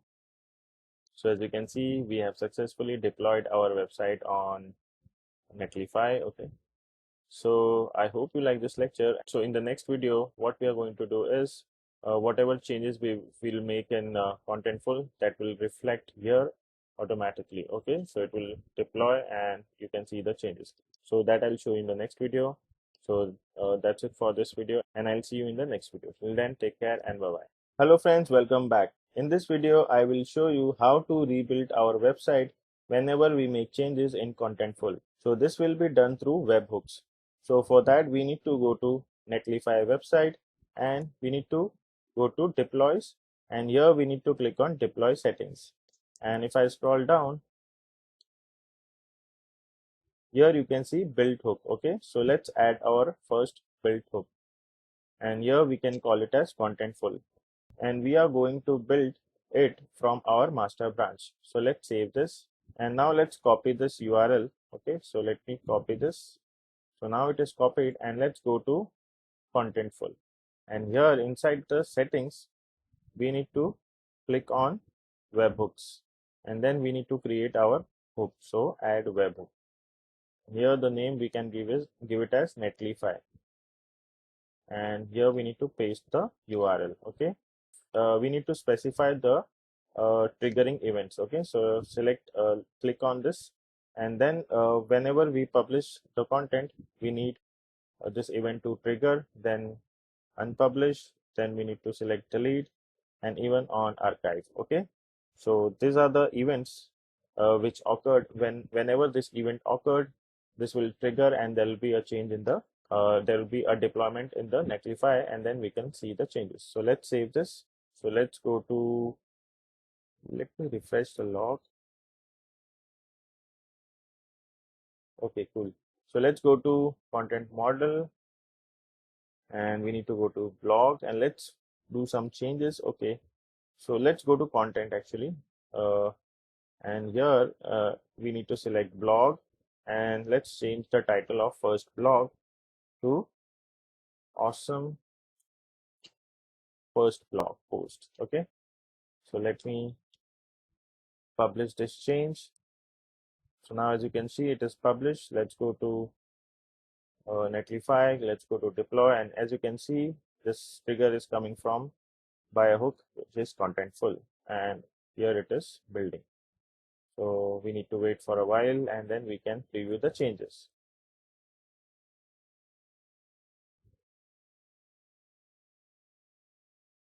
Okay, now we can preview the changes. So as you can see, here it is awesome first blog post. So this is it, and I hope you like the video, and I'll see you in the next video. Till then, take care and bye-bye. Hello friends, welcome back.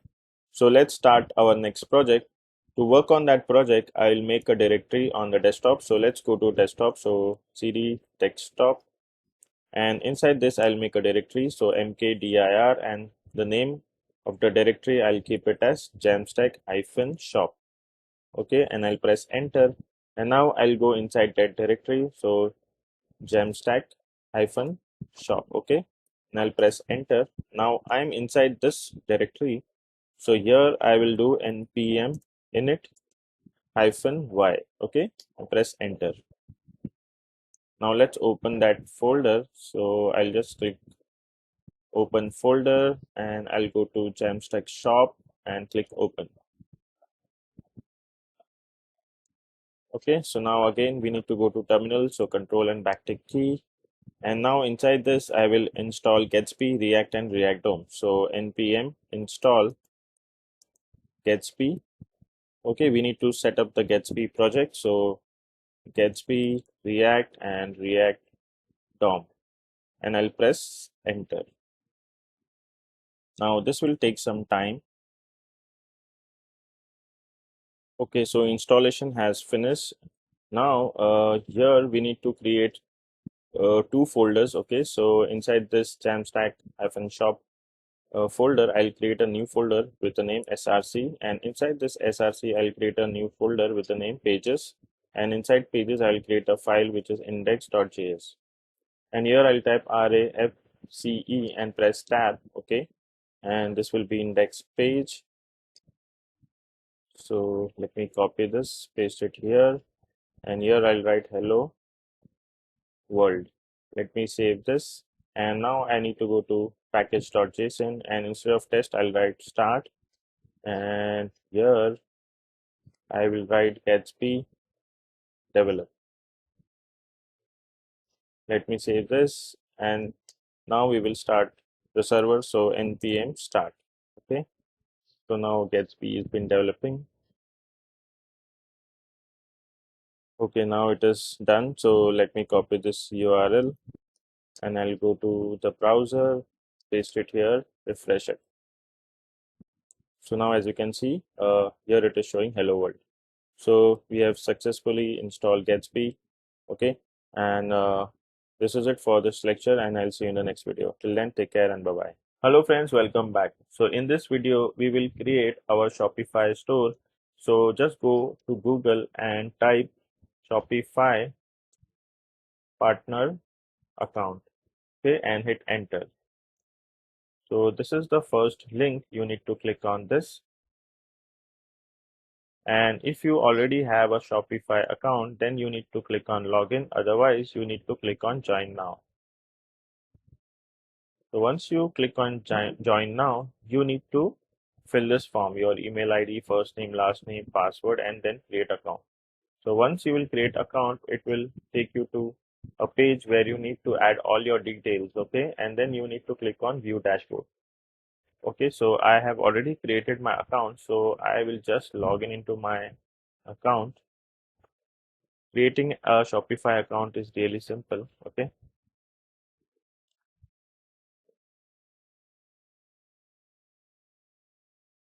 If you have done a new sign up, then it will ask you to confirm your email. So you just need to log in to your email and then you need to confirm the email ID. So once you confirm the email ID, then you will end up on this page, get started, okay? Then here we will create a store. To create a store, we need to click on stores, and then here we need to click on add store. And here there are two options, pick a store type. So we will select development store. And here we will name the store as JAMstack shop. Okay. So this will be the URL, and here I will add a password.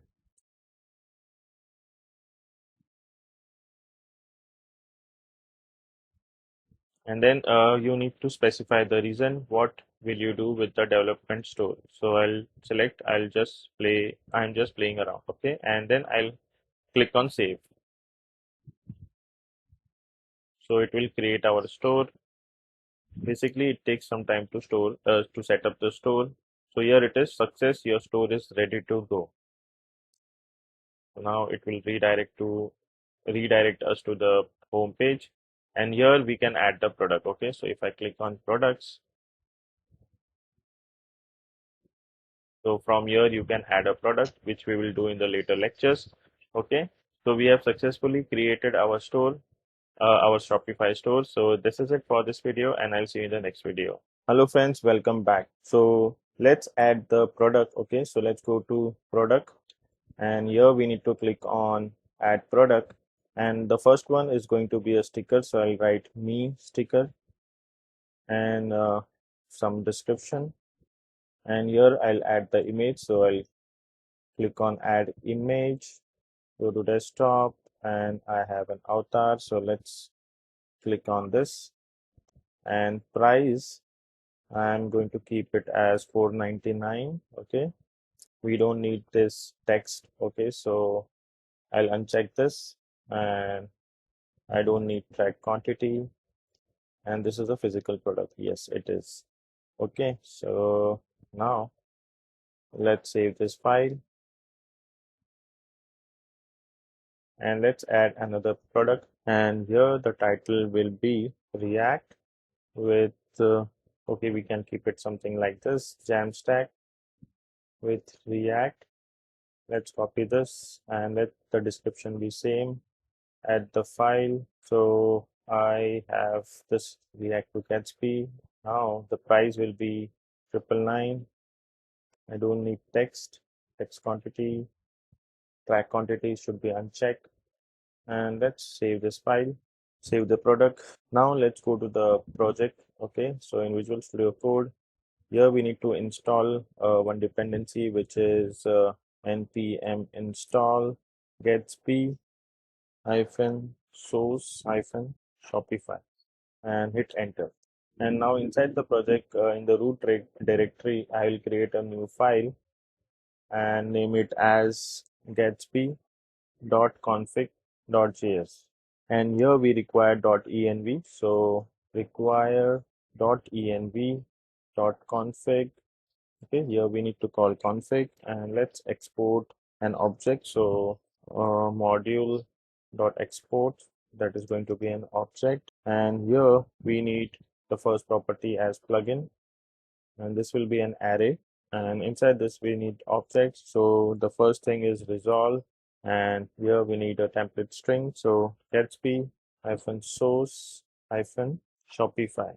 Okay, and here we need some options. Okay, so options, that is going to be an object, and the first one is going to be access token. So access token, and we will get this from an environment variable that we will set up later. So here we need to write process dot env dot shopify underscore token, and here we need the shop name. So shop name, and if you remember in the previous video we have named it as JAMstack. Okay, so I'll write JAMstack shop, and this will be a template string. Okay, and let's save this file, and here it should be .config. Okay, let me save this file. Now let's create a .env file. So .env, enter, and here we will have Shopify token. So Shopify underscore token, and to get this token we need to go to our Shopify store, and we need to click on app, and here we need to click on manage private store. So it is saying that private apps are currently disabled. So let's enable the private app development. So let's click on everything and click on enable private app development. Okay, now we can create private app. So let's create it.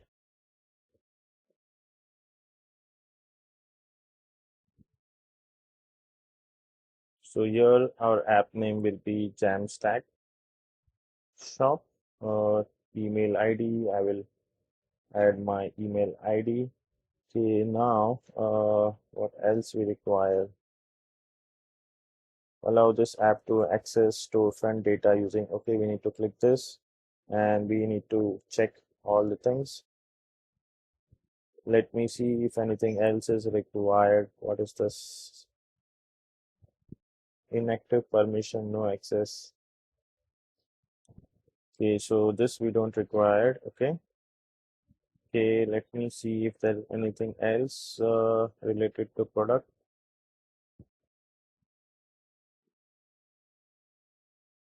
View or manage product, we need this. Okay, so read access. For products we need read access, and what else we need? Okay, this is it. Okay, so let's click on save. Let's create app. Okay, the app has been created. Now let's go at the bottom, and here we need to copy this access token. Let's go to our project, and here we need to paste it. Let's save this, and let's go back to the Shopify store. And if I go to products, so these are in draft, so we need to uh, make it live. So set as active. Okay, so let's active the products. Let's go inside this product, and here we need to click on manage, and here we need to select JAMstack shop. Okay, done. Then again save this. Let's go back to the product page. This is the another product. Click on manage, click on JAMstack shop, done, save. Now let's go to our project, and we need to do an npm start. Now let's go to GraphQL Explorer, which comes with Gatsby. So let me copy this link. Let's go to the browser, and I'll paste this link. So now, as you can see here, we are getting everything. So we are not getting the Shopify queries. So let's go to Visual Studio Code, and here I think the name is incorrect. It should be Gatsby underscore, sorry, Gatsby hyphen config. Okay, so I'll just rename it to Gatsby hyphen config .js. Okay, now let's restart it again. So npm start. Okay, now let's go to this URL. Let me paste it, refresh it. So now, as you can see, we are getting all Shopify products. Okay, let's click on it. Now let's click on nodes. And here, right now we just need a title. So let me click on it. And now let's run this. So let's remove entire thing. Let's do it again. So all Shopify products, we need title. Let's run this. Okay, so now we are getting these two products. Okay, this is the first one which is having a title of me sticker, and this is the second one which is having Jamstack with React. Okay, so this is it for this video, and I'll see you in the next video. Hello friends, welcome back. So let's navigate to our GraphQL Explorer and let's get some data. So inside this, let's remove all the thing. And here we need to click on all Shopify product. And then we need to we need to click on nodes. And inside this, we will have title and we also want handle. So which is similar to slug.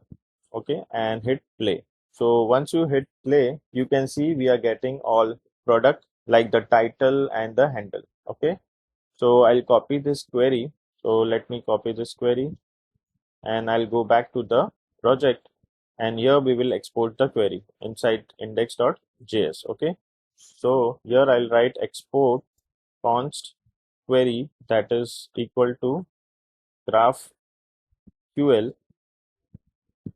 So we can call GraphQL helper, which is provided by Gatsby. Okay, so this is a backtick key, and here we will paste the query. Okay, and here I'll change the name of the query to products query. Let's save this file. Okay, let me close this so we can get a space. Okay, now let's import GraphQL from Gatsby. So import GraphQL from Gatsby.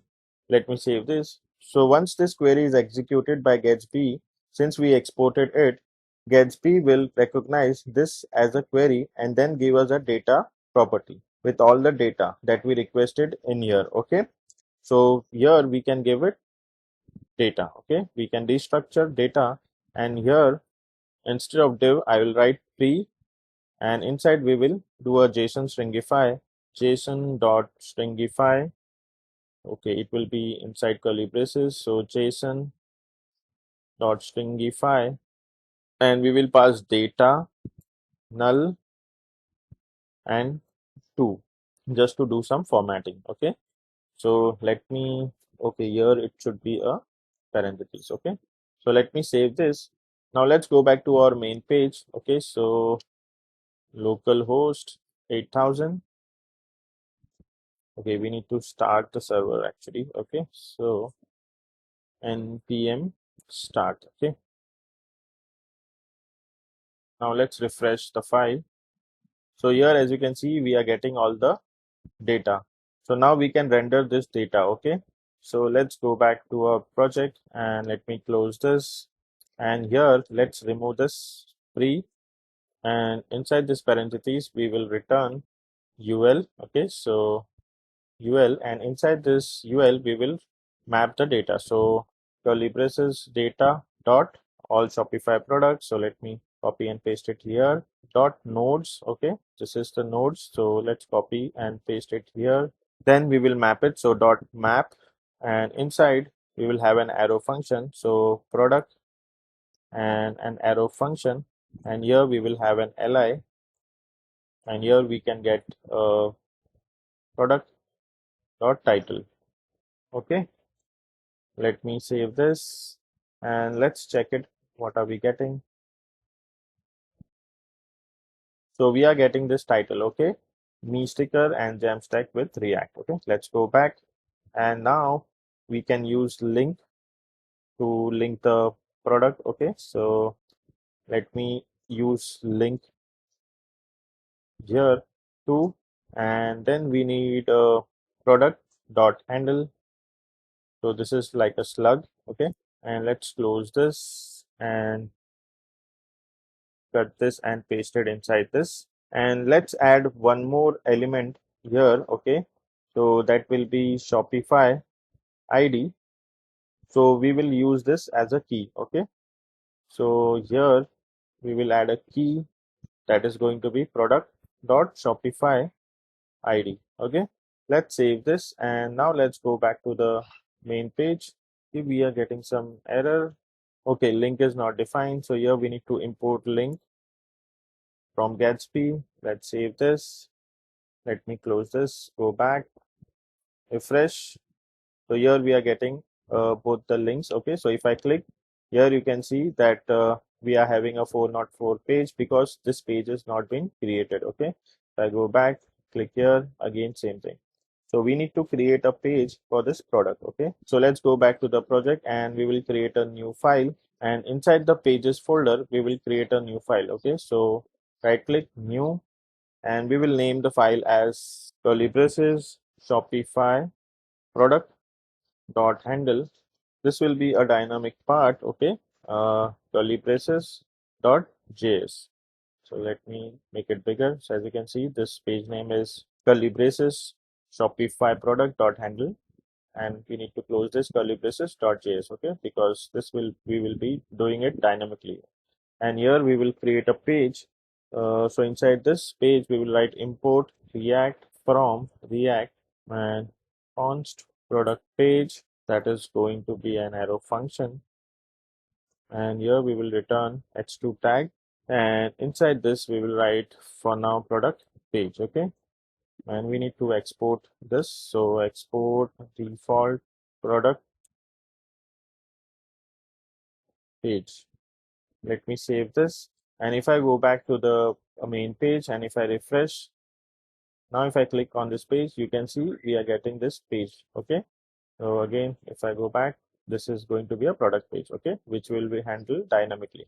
So let's go back to our project. So as we did it this way, Gatsby will pass in the ID of the page as well as the handle because we requested here. Okay, and we will get here page context. So here I'll write page context, and here inside this I'll return that page context. So page context dot handle. Okay, let me save this, and if I go back to the browser, if I click here, so as you can see, this is the handle, means this is the slug we are getting. If I click here, this was the handle for that page. Okay, so let's go back. So now let's go back to the project, and inside here we will inside this detail page, let's query some more data and display the product. Okay, so first of all we need to import GraphQL. So import GraphQL from Gatsby, and then we will export the query. So here I'll write export const query, and here we need a GraphQL helper. So GraphQL backtick key, and here we will call query, and inside the parentheses we will have handle, and that is going to be string, and inside this curly braces we will query our Shopify product. So Shopify product, and inside this parentheses we will call handle, that is going to be equal to dollar handle. Okay, so this will be equal to handle parameter that I pass in now. Now we will get the title of the product, so here we need to close the parentheses. Okay, and now we can get the title. So here we can have title, then we want handle, so handle, then we want description HTML. Okay, then we need price range. So inside this price range we will have the max variant and minimum variant. So this will be an object, and here we can have max variant price, that is going to have amount and currency code. Okay, so currency code, and we also need min variant. So let me copy this and I'll paste it here, and instead of max I'll write min variant price, and these two things are extra, so I'll just remove it. Okay, and here we need Shopify ID as well, so Shopify ID. Okay, and then we need the image. Okay, so here after this price range, okay, so this is the price range object. After this I also need images, so images, and that is going to be original src. Okay, let me save this. So now everything is fine. This is the closing tag for this. This is the main closing tag. Okay, so now we are okay with that. Let me save this. So once this query is executed, it will pass as a data object. Okay, so here I will need to write data, and now we can render our data. So let's do that. So let me remove this entire h2, and here I'll return. Okay, so before return, we need curly braces, then return. What are we going to return? We are going to return a div, and inside the div, we will have an h2 tag. And here we need title, so data dot Shopify product. So let me copy this, paste it here, dot title. Okay, so this is the title, right? Let me save this and let's check it in the browser. Okay, we are getting some issue during the build process. Handle Shopify dot handle. Let me check. Handle is not defined. Okay. Okay, so let's first render all the things, and then we can see if there is an issue. So then we have a div, and inside this div we will have an image. So img src, and that is going to be data dot again Shopify product. Sorry, data dot Shopify product dot images, and this is an array of images. So 0 dot original src. Okay, let's close this.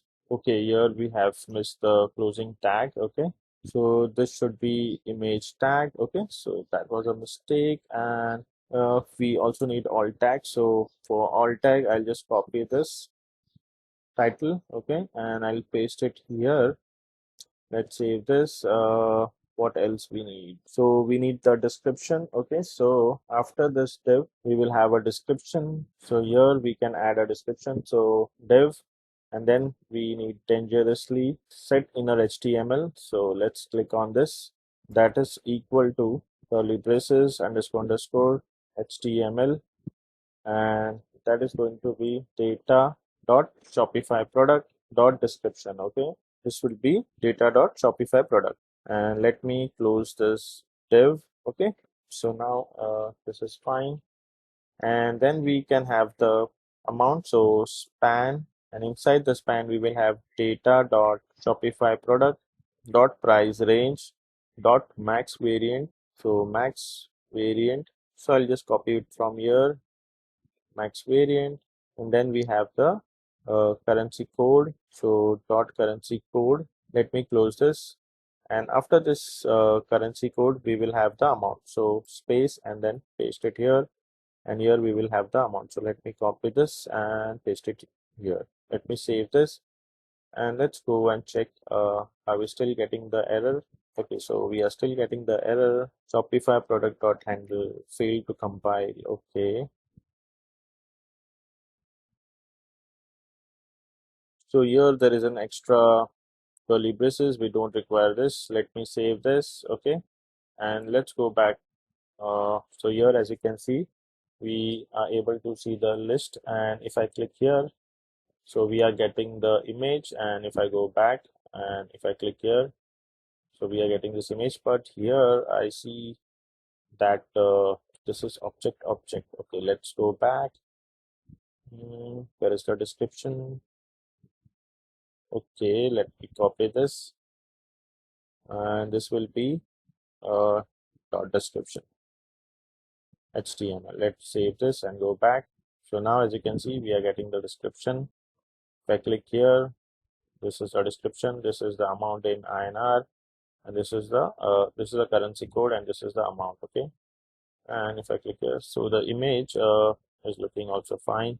So we have successfully rendered the data from GraphQL query, and we have rendered it. Okay, this is it for this video, and I'll see you in the next video. Hello friends, welcome back. So let's start working on the cart for our shop. So first thing we need to do is to have a context that would share some common functionality. So inside src folder, we will create a new folder and name it as contacts and hit enter. And inside this folder, I'll create a new file and name it as store-contacts.js. And here we need to import React from React and export const default store context. That is going to be an object. Okay, so this will be an object, and the first thing we need client. This will be Shopify client that we will add later. Okay, so as of now we can put null. Okay, and then we wanted to know whenever the cart is open or not. So is cart open, and by default it is going to be false. Okay, and now we need the checkout. Okay, so checkout, sorry, before checkout, we want to know that if we are adding something or not. So adding, and by default it will be false. And then we need checkout, and this will be an object, and inside object we will have line items, and that is going to be an array. Okay, and then we need products, that is going to be an empty array, and then we need shop, that is going to be an empty object, and then we need three functions. Okay, so first one is gonna be add variant to cart, and this will be an arrow function. Okay, and second one will be let me name the function, so remove line item, and third one is going to be update line item. Okay, let's save this, and now let's create our default store context. So we will have const, okay, let me close this so we'll get a space. Okay, const store context, and that is going to be react dot create context, and we need to pass default, we need to pass this default store context here. Okay, so this is how we are going to do it. Okay, and last we need to export default store context. Okay, so let me copy and paste it, let me save this, and now we need this context to wrap everything inside of our app. And a good approach to do it is we can create a layout and then wrap all our pages in that layout. So again, inside src folder we will create a new folder and name it as components, and inside components we will create a new file and name it as layout.js. Okay, and here we will import react from react, and then we need to import store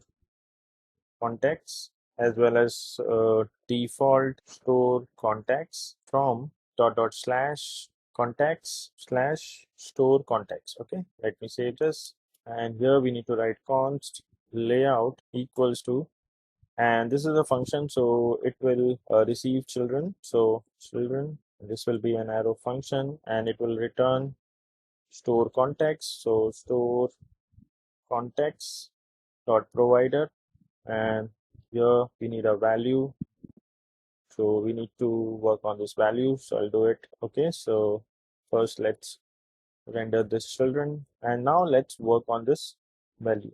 So to get the value, first we need to use use state. So here we need to write use state, and inside this function we will write const state and set state, and that is going to be use state, and inside use state we will take an object, and here we will expand our default store context. So dot default store context. Okay, and then we need to override some of the elements that we have. As of now we're gonna override all the functions that we have. Okay, so first one is add variant, and that is going to have we need to pass two parameters which are variant id, and the second one is quantity, and this will be an arrow function, and here we need to console log adding to cart. Okay, then we need the second function which is remove line item, and again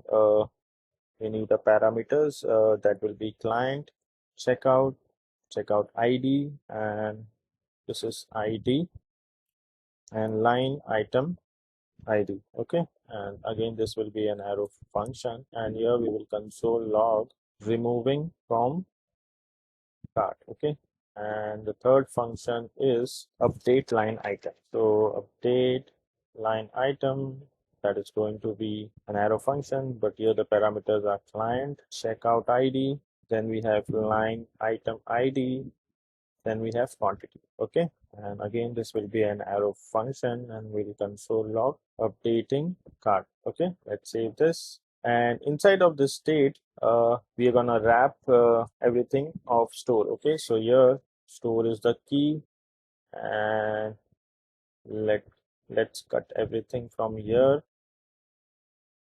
and paste it inside this store. Okay, let's save this, and then this value will be state dot store. Okay, let's save this. So state dot store, and don't forget to export this layout. So export default layout.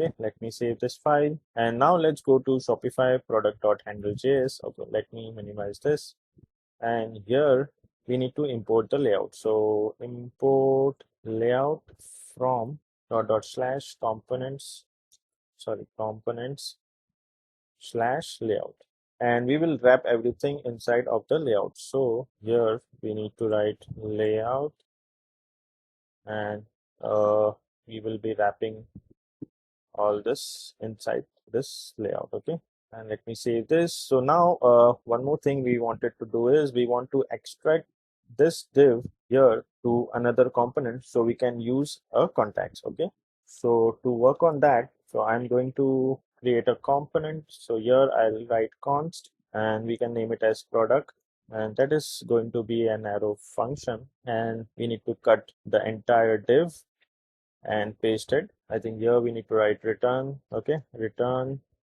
and inside this we'll paste the div. Okay, and here this product we'll copy it. This is a component, and we need to pass it here, and then we need to pass data as a prop. So data is going to be data. Okay, and this data will be pass it as a props. Okay, we'll receive this this component will receive this data as a prop, and let's save this file. And then what we need is, after this span we will add a button, and we need to write add to cart, and inside this button we need an on click method. So let's write an on click method. So on click, that is going to be an arrow function, add variant to cart. Okay, so add variant to cart, and we need to export use context. So here we will export use context, and here we need to write const add variant to cart equals to use contacts, and we need to pass store contacts. Okay, and let's save this. And so this store contacts we need to import. Okay, so import store. Okay, this is store contacts, store contacts. Okay, so here it is. So it has been auto imported. Okay, so import store contacts from contacts store contacts. Let me save this file, and now we need to restart the server. So npm start, and let's go to the browser, refresh it. So it is starting the server. Okay, if I can, let me go to, okay, now here there is add to cart, and here if I inspect, and if we go to console, and if I click here, okay, we are getting some issue. Add to cart, add variant to cart is not a function. Let's go back. There is a problem. Set state is assign a value but never used. So what is the issue? Let's close this. Okay, here in this page we are having some problem. Add variant to cart. Okay, okay, I think the spelling is incorrect. Variant, VARIANT. Okay, yeah, the spelling is incorrect. So this is add. Okay, ADD, and here also we have done a mistake. Sorry, I have done a mistake. So let's go back, and now if I refresh, now let's check it. If I remove this, if I click on this, so as you can see we are getting adding to cart. Okay, so we have successfully worked on this functionality. Now in the next lecture, in the coming up lecture, we will see how we can use these functions. Okay, so this is it for this video, and I'll see you in the next video. Till then, take care and bye bye. Hello friends, welcome back. So we will install Shopify by, so inside the terminal I'll write npm install Shopify -by and press enter.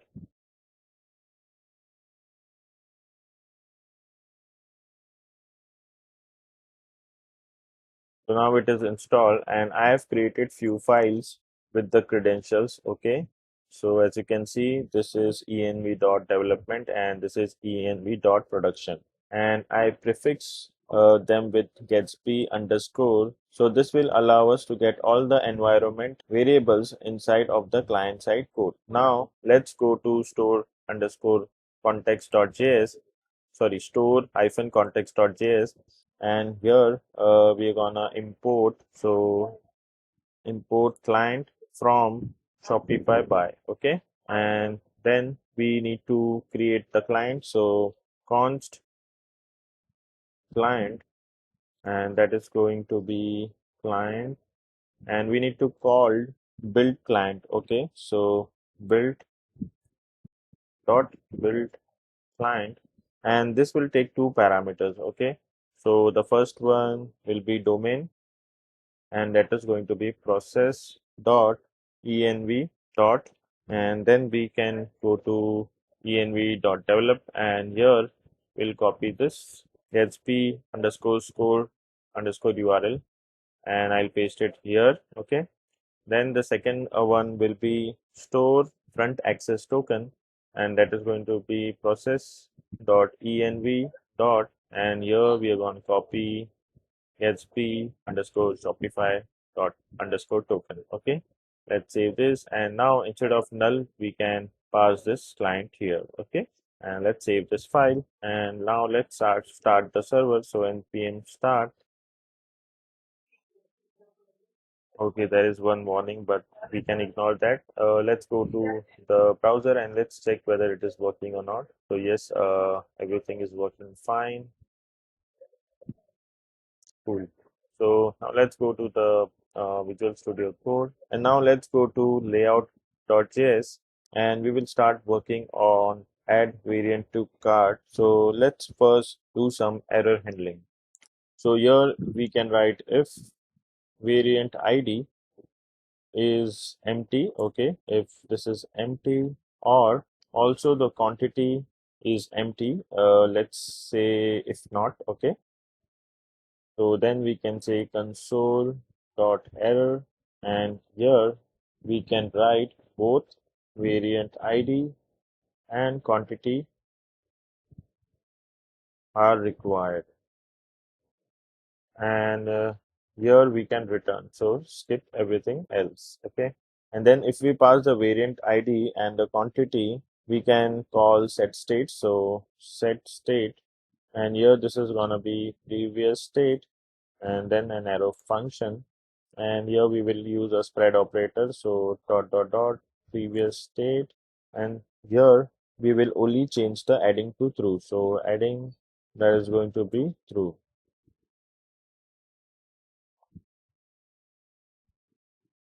So here we need a parentheses, okay, and here we are going to close it, okay. So now the error is gone. Let me save this file.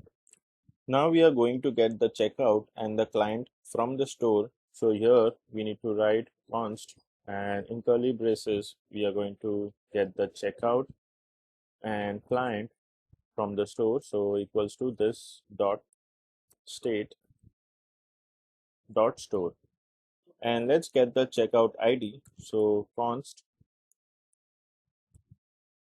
checkout ID equals to checkout dot ID.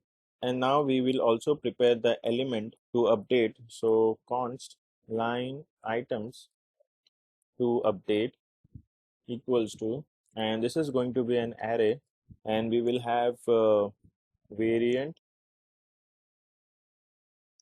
ID and also quantity, and the quantity here will make sure, so it is an integer, so we will do parse int, so parse int, and we are going to pass quantity. And now we will call the Shopify client and then add that item to Shopify cart. So here we are going to return, let me close this. So here we are going to return client dot checkout, and we will call add line item. This will require the checkout ID. So checkout ID. This checkout ID we will generate in a moment, and Here we will pass line item to update.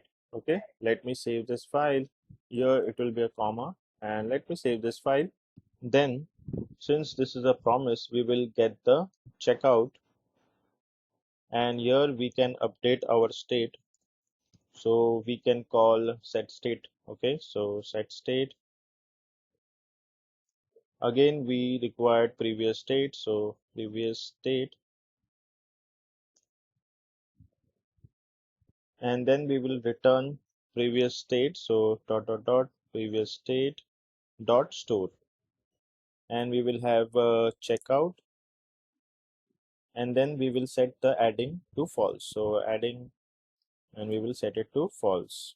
We need to set the adding to false since the element is already been added, and we need to wrap everything inside of a store key since we group everything under store.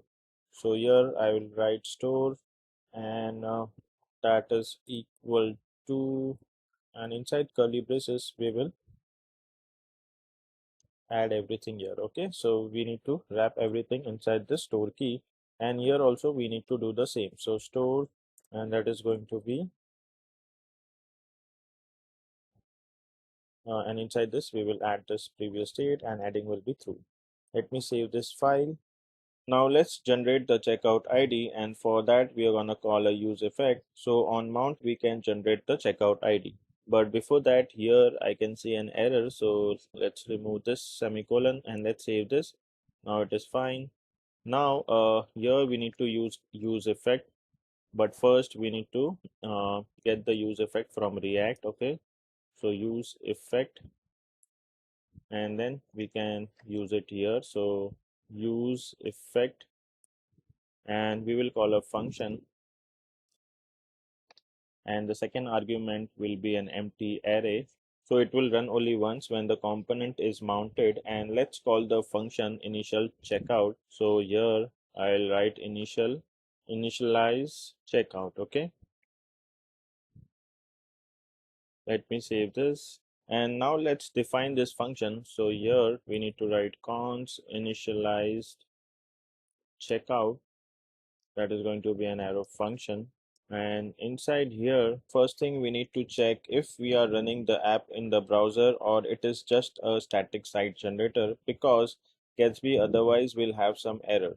So here we need to write const is browser equals to, and here we need to, and here we can write type of window is not equal to undefined. Okay, and also once we generate the checkout ID, you might also want to store it in the local storage. Okay, so let's also do existing ID. So here we need to write const existing checkout ID equals to, and here we need to check the condition is browser. If this is true, okay, then we can have local storage dot get item, and here inside this we can give it a name. So Shopify underscore checkout underscore ID. So if it is true, then we can set local storage with the name, and if it is not true, then we will return null. Okay, so let's save this. So here we are checking that if we are in the browser, then we will try to get this. Okay, and if we are not in the browser, so it will return null. Okay, when it return nulls, it means we are not in the browser. Let's save this file.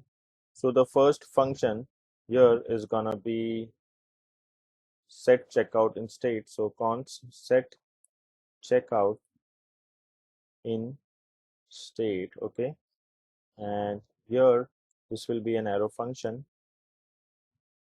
and here we will get the checkout. So checkout, and then save it to the local storage. So again, we should always check if we are in the browser. Okay, so is browser, and if this is true, then we will do local storage dot set item, and here inside this we can use this name. Okay, Shopify checkout ID, and then we will save the checkout ID. So checkout, id will be checkout.id. Okay, and then once that's there, we will also set the state. Okay, so here set state, and this will be an arrow function.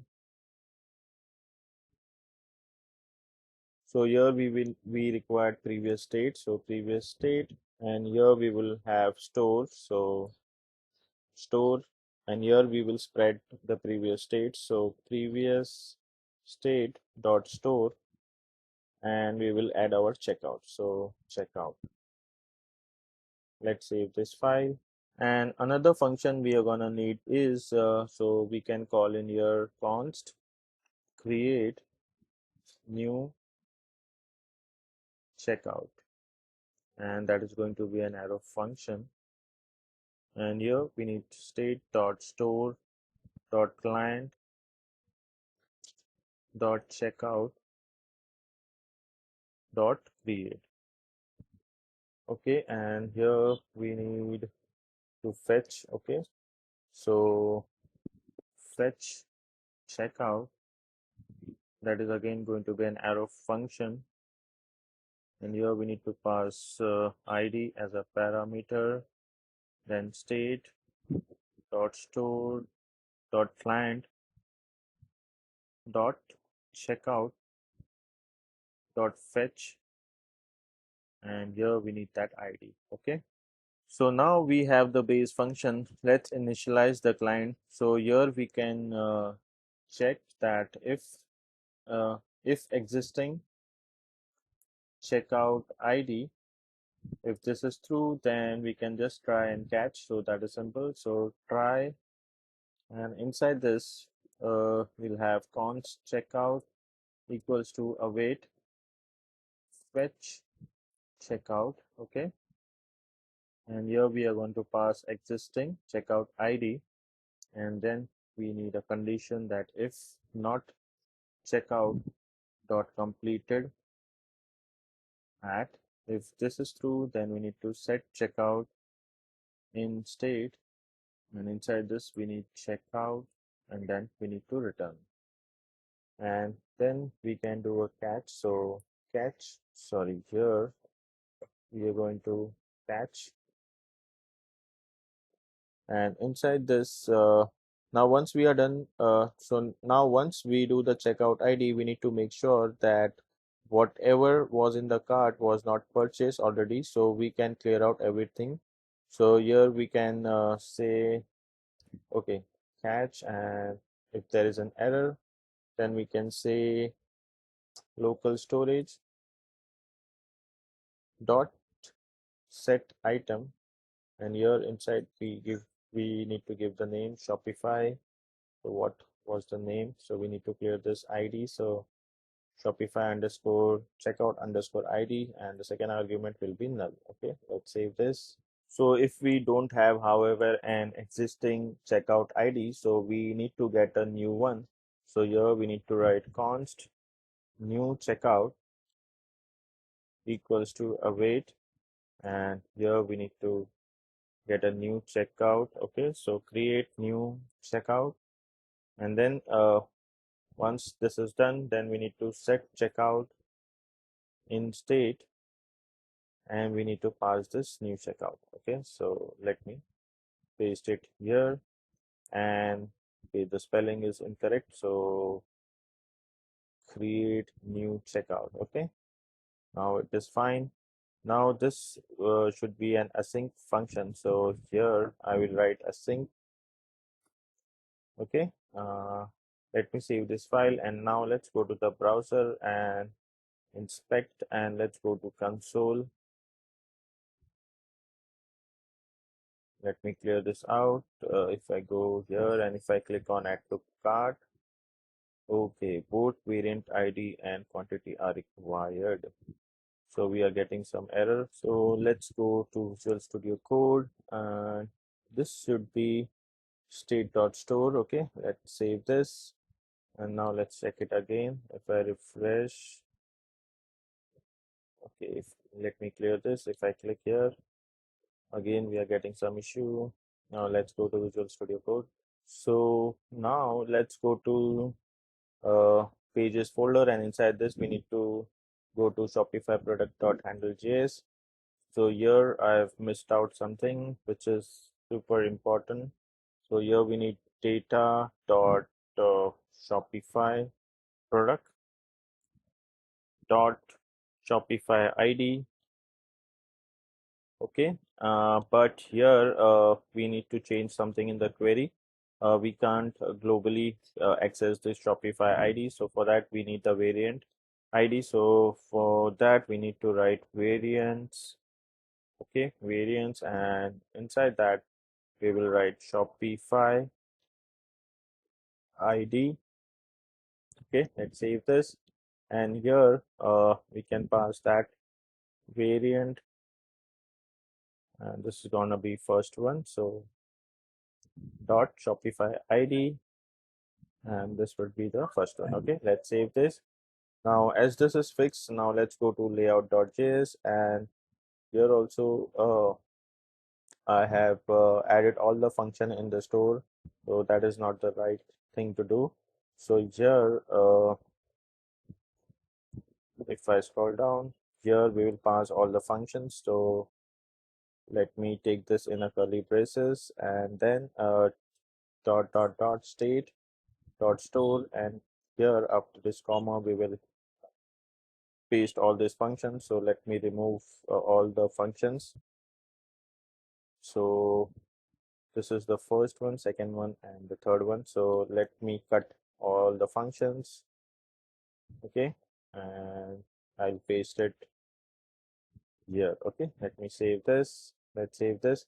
And now inside store hyphen context, we don't require all these functions here. Okay, so let me save this, and now if I go to the browser, if I refresh it, let me clear this out. Let's clear this out, and if I click on add to cart, go back. So here I'll console log state dot store. Okay, let me save this, and if I go back, and now if we inspect, if I go to console, let me clear this out, and if I click on add to cart, as you can see, we are getting all the stuff. Okay, so we have successfully done the functionality for adding to cart, and this is it for this video, and I'll see you in the next video. Hello friends, welcome back. So let's work on our cart page. So inside the pages folder, let's create a new file. Okay, and name it as cart.js, and this will be a React component. So I'll write import React from React. Okay, and we also need the store context. So import store context from dot slash dot slash con context slash store context. Okay, and here we will create the component. So const cart, and this will be an arrow function, and in here we require const checkout. This will come from use context. This will come from store context. Okay, so let me paste it here, and then we will return UL, and inside this UL we will map the line items. So checkout dot line items dot map, and this will loop through each line items that will save in this item, and here we need an arrow function, and then we will return an li. Okay, and inside this li we will take a key that will be item dot id. Okay, and inside this li we need item dot title. So this will be our label, and we also need a quantity. So I'll add this here. So item dot quantity. Okay, and now we will create one more component. So that will be cart page, and again we need an arrow function. Return will return this cart. Okay, but this will be inside the layout. So we need this layout to be imported, so make sure to import this layout, and inside this layout we need cart. Okay, So cart, and again we need to export this cart page. So default cart page. Okay, let me save this. Let me check everything is fine. Okay, we need use context. Okay, so let me copy this. We need use context to be imported from React. Let's save this and let's see. We are okay.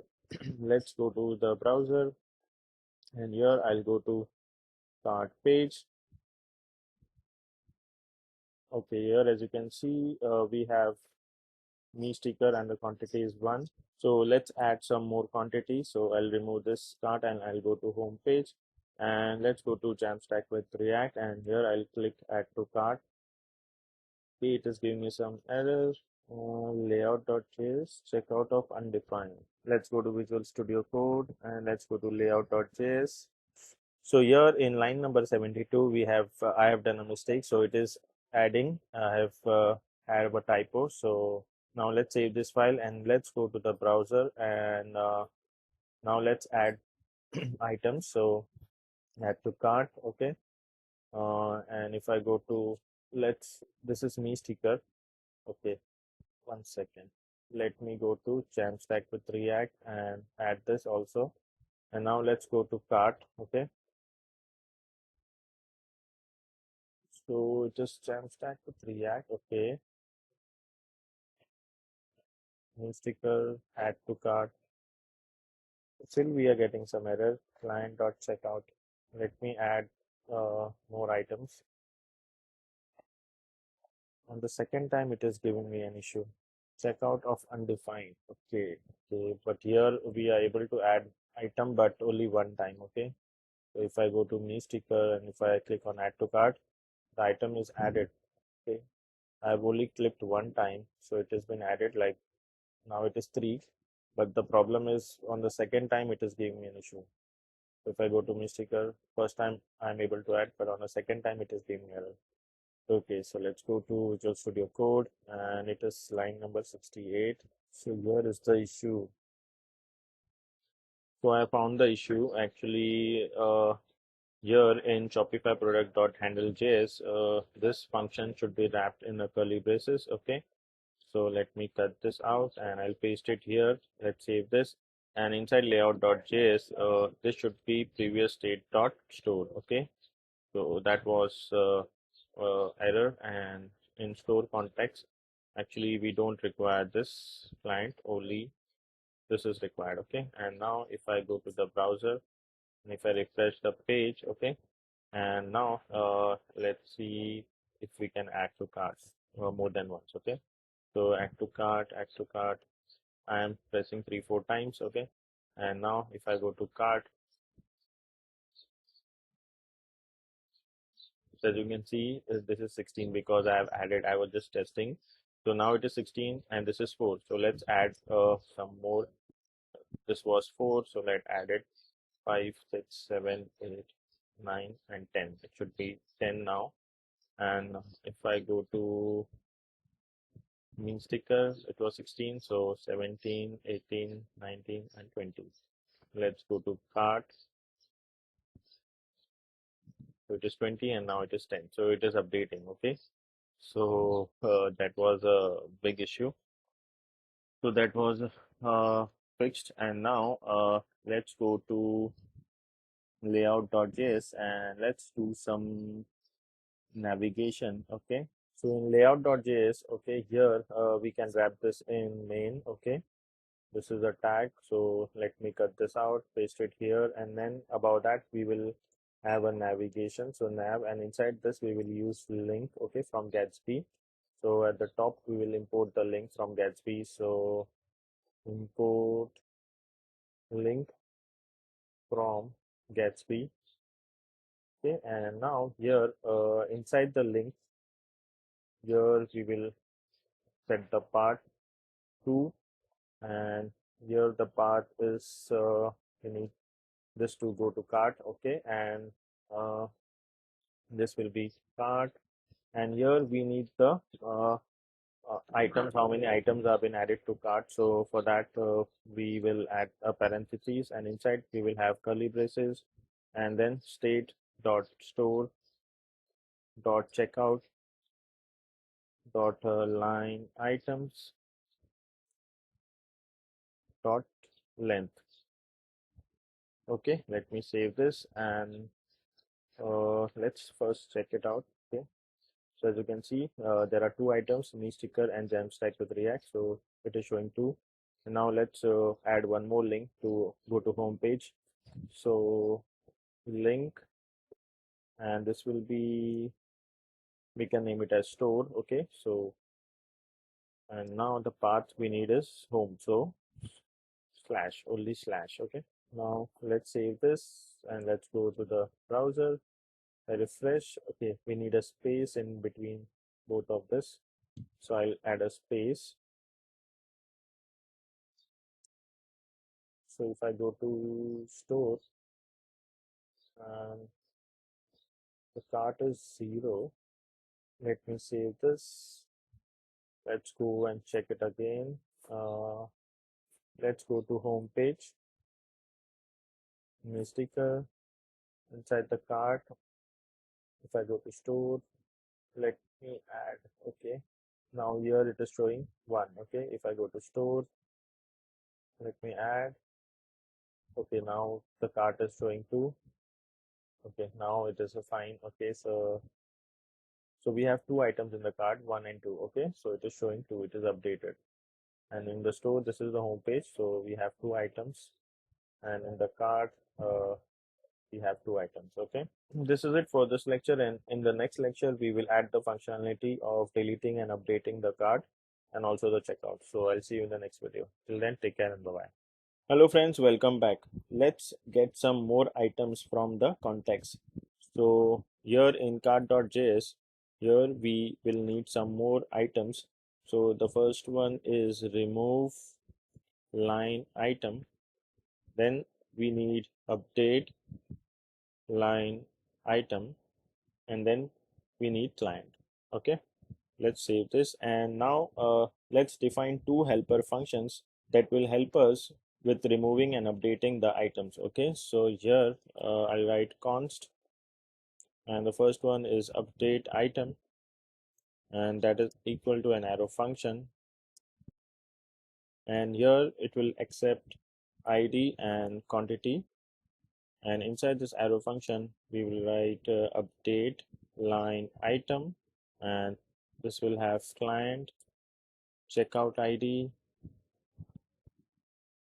and then we need id and then quantity. Okay, and then we need remove item. So let me copy this, remove item. So remove item, and this will be this, we only need id, and here instead of update line item I will write remove line item, and here we need client, checkout dot id, and id we don't require quantity. Okay, let me save this file, and now let's extract the cart item here in a separate component. So let's do it. So here I will write const cart item, and that is going to be an arrow function. Okay, and it will return this li. So let me just copy this. Okay, and I'll paste it here. Okay, and here it will we need to destructure item, then we need update item, and then we need remove item. Okay, here we don't require key, so let me remove this, let me save this, and here I'll just copy this cart item, and instead of this li, let me remove this li, we need this cart item. Okay, and here I'll pass item as a prop item, then we have update item, so update item, then we have remove item. Okay, let me close this component, and then we will pass the key as well. So key, that is going to be item.id. Okay, let's save this file. So now this quantity we can make it dynamic so the user can change it. So let's wrap everything inside a span. So span, let me cut this out, and let's remove this item, and instead we will take an input with the type of number. Okay, and here the default value uh, will be quantity. This will come from state, so I'll just do that using use state. So first we need to write quantity. Okay, and let me close this, and now let's import use state. So use state. Okay, now here we are going to use state. So const quantity and set quantity. Okay, that is going to be use state, and here we need item dot quantity. Okay, the typo quantity. Okay, so here also there is a typo quantity. Okay, cool. Let me save this file, and now we also need an on change. So on change, and that is going to be an arrow function. We will pass an event, and here event dot target dot value. So whatever the user types, that will be saved in this quantity, and it will be shown here. Okay, so if I go to the browser, if I refresh, let me go to the, maybe this is in the cart. So this is in the cart. So let me go to cart page. So here, as you can see, the user can add the quantity. Okay, now we need two buttons uh, to update the quantity and remove the items, remove the quantity. So after span we will have button, and this will be update quantity, and this next button will be remove quantity. Okay, and here we need on click, and that is going to be an arrow function. So here we need update item. Okay, which we are getting it from here, and we need to pass item dot id. Okay, and then we also need quantity, and here we need on click. So on click, that is going to be an arrow function, and here we need remove item, and here we need item dot id. Okay, we don't require quantity. Let me save this, and now if I go to the browser, you can see we have added a button, but this is the functionality is still we need to be fixed. So let's go to the browser, Visual Studio Code, and now we need to go to layout.js, and now we need to work on this two functions. Okay, let's keep the console log here, and here we will return client dot checkout dot remove line items. Okay, and here we need checkout id, and then we need an array of line item id, and then we need a response. So response, and this is going to be an arrow function. So here we will receive a new response when we remove everything. So now let's update our state. So here we need to write set state, and as usual we need previous state and an arrow function, and here we need store, that is going to be dot dot dot previous state dot store, and then we need checkout, that is going to be response. Okay, the new response which we are getting. Okay, so here we need the parentheses, so let's do it. Okay, and let me save this file. So we have done the functionality for remove item. So now let's check. Okay, if I refresh, okay, we need to start the server. So npm start, let's refresh. Okay, so let me remove this quantity. Okay, so it has been removed, and this also. Okay, So now if I go to store and if I add, okay, I have added this quantity. So here in the cart it is updated now, and if I remove, it will be removed. Okay, so let's do it once again. I will add two items, and again this also I will add to cart two times. So there are two items. Okay, uh, and this quantity is 2. Okay, so now we have successfully done for remove quantity, and now we will do it for update quantity. Okay, so let's close this, and here let's keep the console as it is, and here we will take a const line items to update, and that is going to be an array, and inside we need id, which will be line item id, and the quantity will be pass int and quantity dot, sorry, comma and 10. Okay, then we need to return client dot checkout dot update line items. Okay, and here we need to pass checkout id line items to update, and as it is a promise, so dot 10, and we need a response, and this will be an arrow function, and here we need to set the state. Okay, so we need the same thing which we have written here. So let me copy this and I'll paste it here. Okay, let me save this file, and now let's go to the browser and check.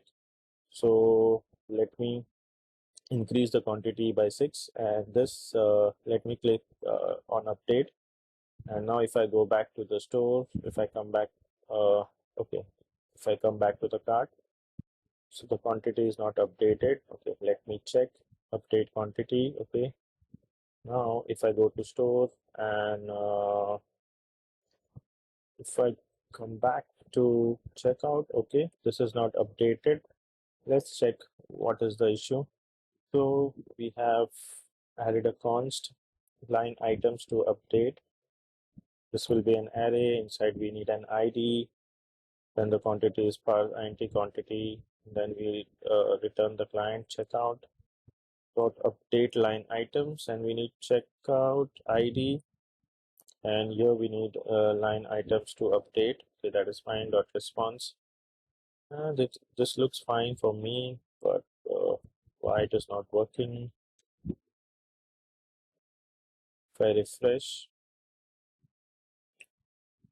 we update quantity, I refresh, quantity is not getting updated. Okay, so we are not able to update. So let's go to Visual Studio Code, and inside this card.js, here I forgot to write set quantity. So set quantity, because we need to set the state. Okay, so we need to set this quantity. Okay, so set quantity, and this will be inside this. Okay, so now it will work. Let's go back, and if I refresh, and let's update the quantity, and let me click here, and if I refresh here, as you can see, we are still we are getting the 4. Okay, and if I go back to store, my sticker, go back to cart, still it is 4. And let me update this quantity, update quantity, go back to store, come back here, let's go to cart, and still you can see we have 10 quantities. Okay, so we have successfully done the remove quantity and update quantity. So this is it for this video, and I'll see you in the next video. Bye. So friends, welcome back. Now last thing in the shopping experience is to allow the user to do a checkout. So here in our cart page, let's wrap this in a div. Okay, so that we can add some more stuff. So I have wrapped this in a div, and here I'll take an h3 tag, and inside this h3 tag I'm going to write your shopping cart. Okay, and after this ul we can add a span, and inside we can add a subtotal. Okay, so that is going to be checkout dot subtotal price. Okay, let's save this, and if I go to the browser, if I refresh, so as you can see there's a subtotal of 11,968. Okay, and now we can have a checkout button. So button, and inside we can write checkout, and here we need on click. So on click, that is going to have an arrow function, and here we need to write window dot location, that is equal to checkout dot web URL. This we are getting from Shopify SDK. Okay, so now if I go to the browser, if I refresh, so as you can see, we have already added few quantities. Okay, let me remove this, and if I refresh, so now it is 1996. Let me update this. So now it is 998. Okay, and if I click on checkout, so it will redirect me to that checkout page. So here you can add your details like email address, first name, last name, address, and everything, and then you can continue shopping. But before that, we need to go to Shopify, and inside the settings, we need to set the payment as test payment. Okay, so you need to click on payment, and here activate the test payment provider. So you need to click here, and then here it is the option activate for testing bogus gateway. Okay, so let's activate that. Cool. Now let's go to our page, and here what we can do is we can add email ID. Then you can click on continue shopping,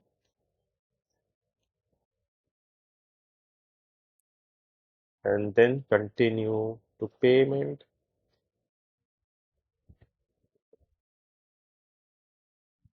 And for this card number, you can just go here, and here as you can see, it says to simulate an approval transaction, you need to add one.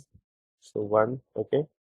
Then name on the card, then expiration date. For expiration date, to simulate a decline transaction, any three numbers can be used as card security, and expiration date is the future will work. So future will work. So let me add 02/04/2021.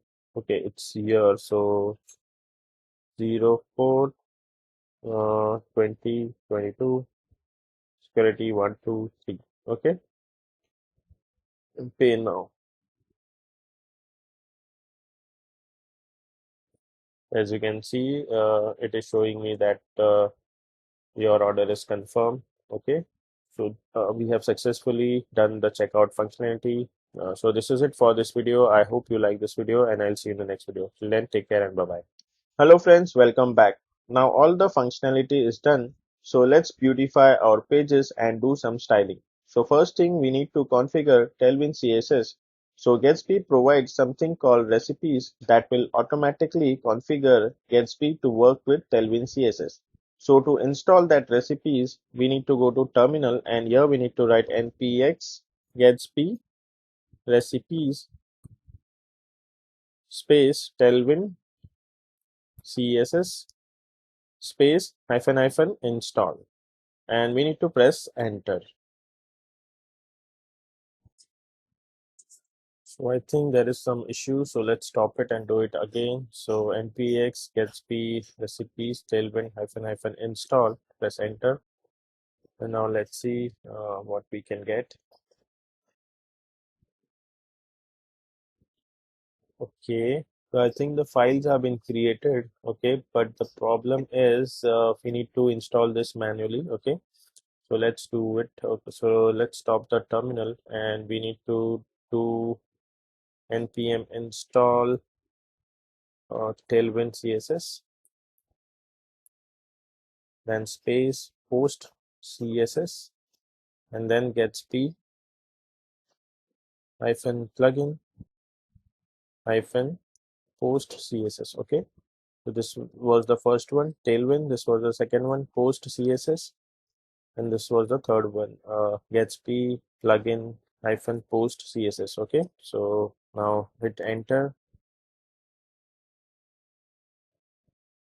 these files have been already created.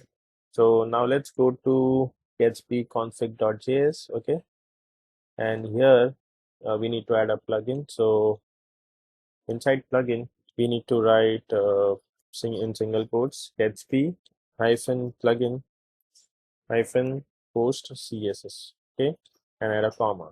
Let's save this file.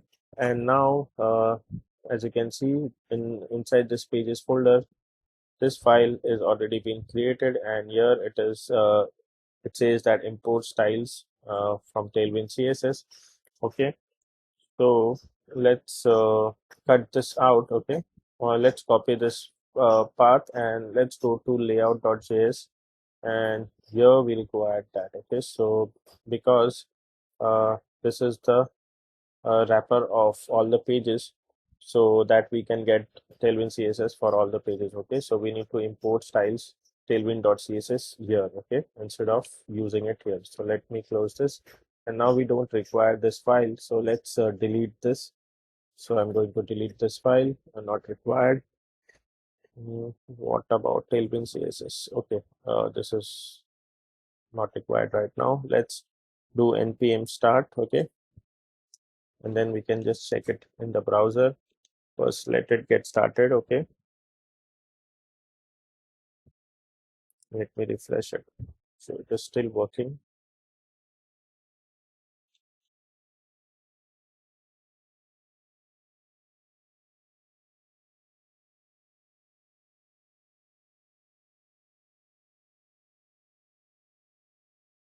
It is taking some time. Okay, so it is still building. Okay, now I think success. So as you can see, I think Tailwind has already been reset. Okay, so to check it now, let's go to index.js. Okay, and here inside this index.js, we can just add a class name, and that is going to be bg hyphen gray hyphen 300. Okay, let's save this and let's go back to the browser. Let me refresh the page. Gr, sorry, spelling is incorrect. Ay. So as you can see, we are getting this gray bg color. So we have successfully configured Tailwind CSS with Gatsby. So I hope you like this video, and I'll see you in the next video. Bye. Hello friends, welcome back. Let's do the styling for home page. So let's start with index page and also the navigation.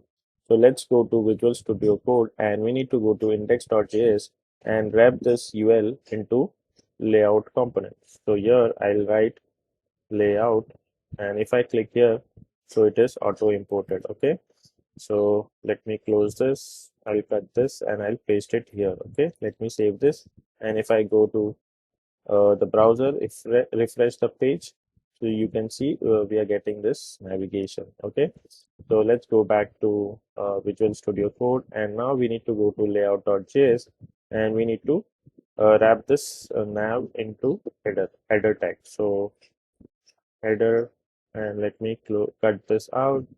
I'll paste it here. Okay, and now we need to do some styling for the header. So okay, so let's add a class name,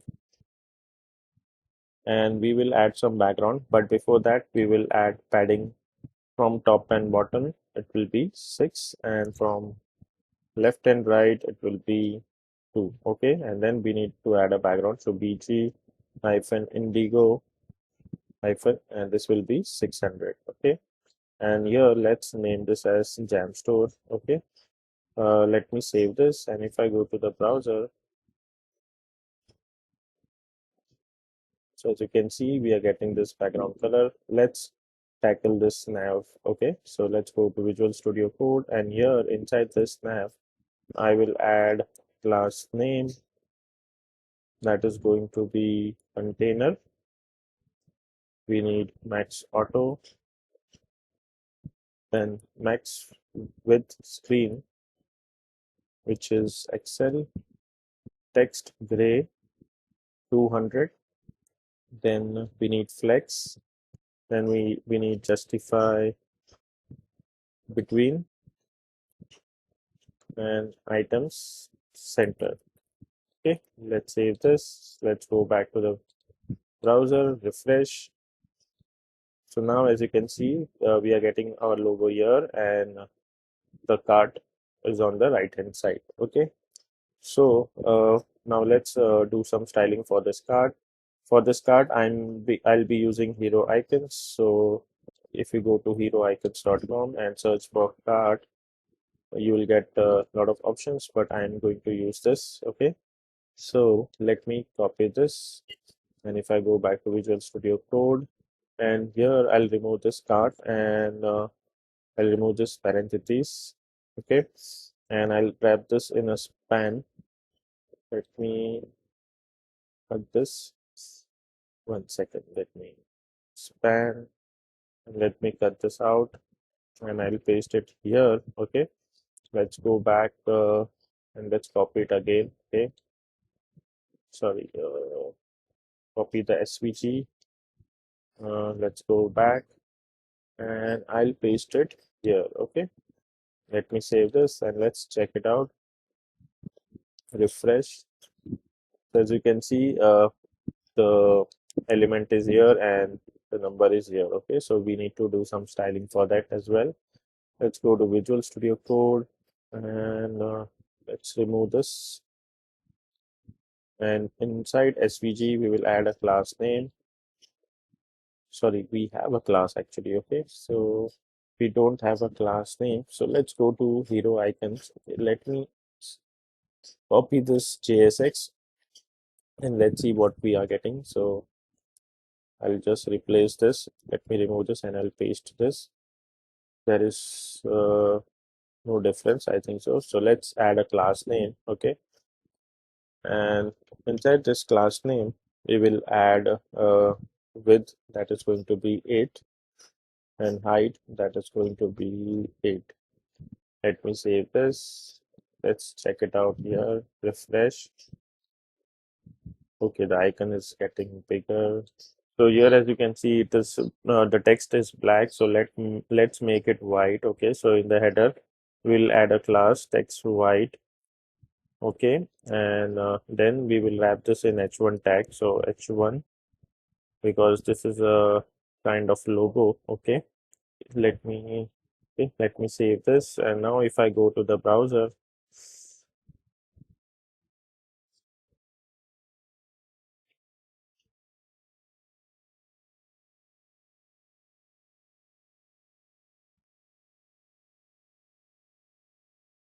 let's save this. Now let's refresh the page.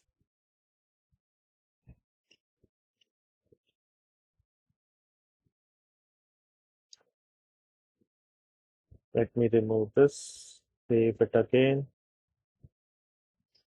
Okay, now everything is looking fine. Let's go back, and now let's do some styling for the cart, because here, as you can see, 0 is here and cart is here. So we will make this 0 here. Okay, so let's add some styling. So class name, and that is going to be block, and then relative. Okay, and here in span we will add class name. Okay, and that is going to be, and here we will add absolute minus left 2 minus top 2 rounded full bg red 400 block, and padding from left right will be 2, padding from top bottom will be 1. Okay, and text will be XS. Okay, let me save this. Let's go to the browser, refresh the page. Now, as you can see, our cart icon is here, and here is the circle. Okay, at the top. Now let's go to Visual Studio Code, and we need to increase the size of this logo. So class name and text -3xn. Okay, let's save this. Refresh. Now the font size has increased. Now it is looking much better. Now, as you can see, if we go here, and if I add to cart, so here we can see that there's a one item in the cart, but if there is no item in the cart, then what happens? Okay, so let me remove this. Let's go back to the store and let's remove this item. Okay, so now our cart is empty, but still this it shows 0. So we don't want this when the cart is empty. Only when there is an item in the cart, only then it should be seen. So for that we need to go to Visual Studio Code and we need to add a condition. Okay, so let me copy this, and here we need to add a bracket, paste it, and if the length is less than or equal to 0, okay, if this is true, then we need to set it to null. Okay, uh, we don't want to show anything else. We need to show this span. Okay, we need to show this span.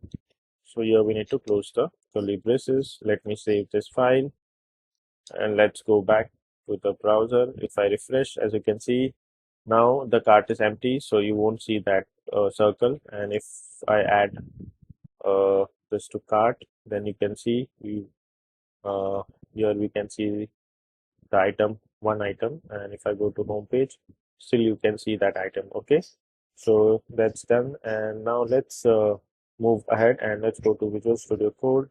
Now let's add some background colors. So inside our main tag, let's add a class name, and that is going to be bg hyphen gray hyphen 200, and then minimum height will be screen. Okay, so it will cover the whole screen. Let me save this and let's go to index.js, and here we have added this class. So let's remove this, we don't require. And then if we go to the browser, if I refresh, so you can see this gray color has covered the entire screen. Okay, so now let's go back to Visual Studio Code, and now we can do some styling for the products. Okay, so let's wrap this UL in a div. Okay, so let me cut this out and I'll paste it here, and then we will add some class to this div. So class name, that is going to be container space max auto. Then we need mm, max with screen Excel. Okay, and then we need, I'll add h2 tag. This is going to be like products, and inside this h2 tag I will add a class name that is going to be text to XL, font bold, and margin from top and bottom will be 4. Okay, let's save this and let's go to the browser and let's refresh the page. So as you can see, we have products. So instead of margin, we can just keep it as padding. Okay, let's see. Okay, now it is looking better. Now let's go to Visual Studio Code, and now we will add some class name to UL. So flex, and then we need a width of full. Margin top will be 6. Okay, flex wrap. So it will wrap the elements. Okay, and when this screen is small, so it will wrap the elements, and this is gap 6. Okay, let me save this file. If I go back, refresh the page, so you can see now this is side by side. Okay, because of that flex. Okay, inside the li we will add class. So class name, that is going to be width full. Then in medium device we need width should be half of the screen, and in large screen it should be, width should be one third. Okay, flex and flex call,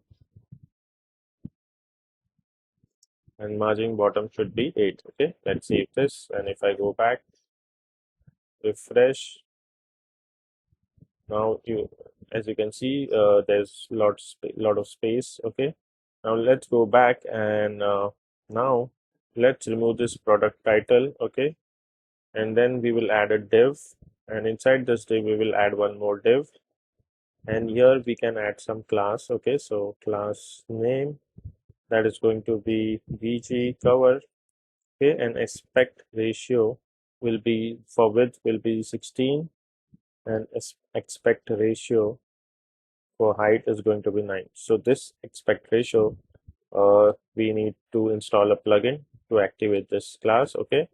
So we will do this in a moment, but before that I'll add some more style. We need a background image, so style background image, and that is going to be, we need a backtick key, URL, and inside the URL we need a dollar sign, curly braces, then product dot images, and this will be 0 dot original src, okay. And right now this we need to add in the query, so we can say that images, and this should be an object, and here we need to write original src. Let's save this, and let's go to our terminal. Let's stop this, and here first we will install the expect ratio, so npm install at the rate tailwind css slash as expect hyphen ratio, and press enter, okay. And let's go to tailwind.config file, and here inside the plugin we will simply say require, and here we need at the rate tailwind css slash expect hyphen ratio, okay. Let me save this file, and let's this get installed, then we can run the server and check whether we are getting the images or not, okay. Let's do npm start, and look, let's go to the browser, okay. Let's wait, refresh it now, okay. Getting some error, okay. Not getting any error, and we have successfully this shown the image, but this styling is not proper, okay. So let's go back to Visual Studio Code. So let's go to index.js, and let me close this, okay, and this as well. Now here we need to add class, so class name, that is going to be relative, okay, and bg will be white rounded lg, and we need shadow, so shadow lg, and then flex 1, flex call, overflow will be hidden. Let's save this file, and now let's add another div, okay. So here we will add one more div for the title. So here inside this div we will have h3 tag, and inside this we will have the product title, so product dot title. Let me close this, and for the wrapper div we will add some class names, so padding will be 6, flex 1, then we need flex, okay, display flex, and then flex call. And for h3 we will add some class name, that is going to be text to excel, font bold, and margin from top and bottom will be 4. Let's save this, and if I go to the browser, refresh the page, so as you can see this has been wrapped with the bg white, and we have the title here, and then we need some description, okay. So let's go here, and we will add a div, okay. This will be a self-closing div, so here we required some class name, that is going to be padding 6, and here we need, sorry, here we need dangerously set inner html, so dangerously set inner html, and that's that is going to be, okay, that is equal to curly braces underscore underscore HTML, and here we need product dot description HTML. Okay, and this will be a self-closing div. So this we need from the query, so we need to extend the query. So here I'll just copy this, and here I'll paste it. Okay, let me save this, and let's go to the browser, refresh the page. So here we are getting the description. Okay, now let's go back, and finally we need to display the pricing. So inside this, after this div, we will have a span tag. So before we add the price, we will expand the query because again we don't have the price. Okay, so here I'll add price range, and that will be an object, and inside this we will have max variant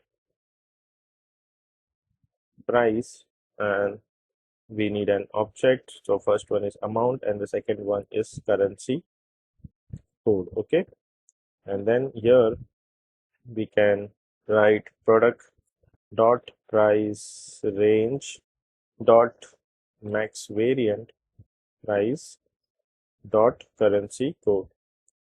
Okay, and then we need a space. So,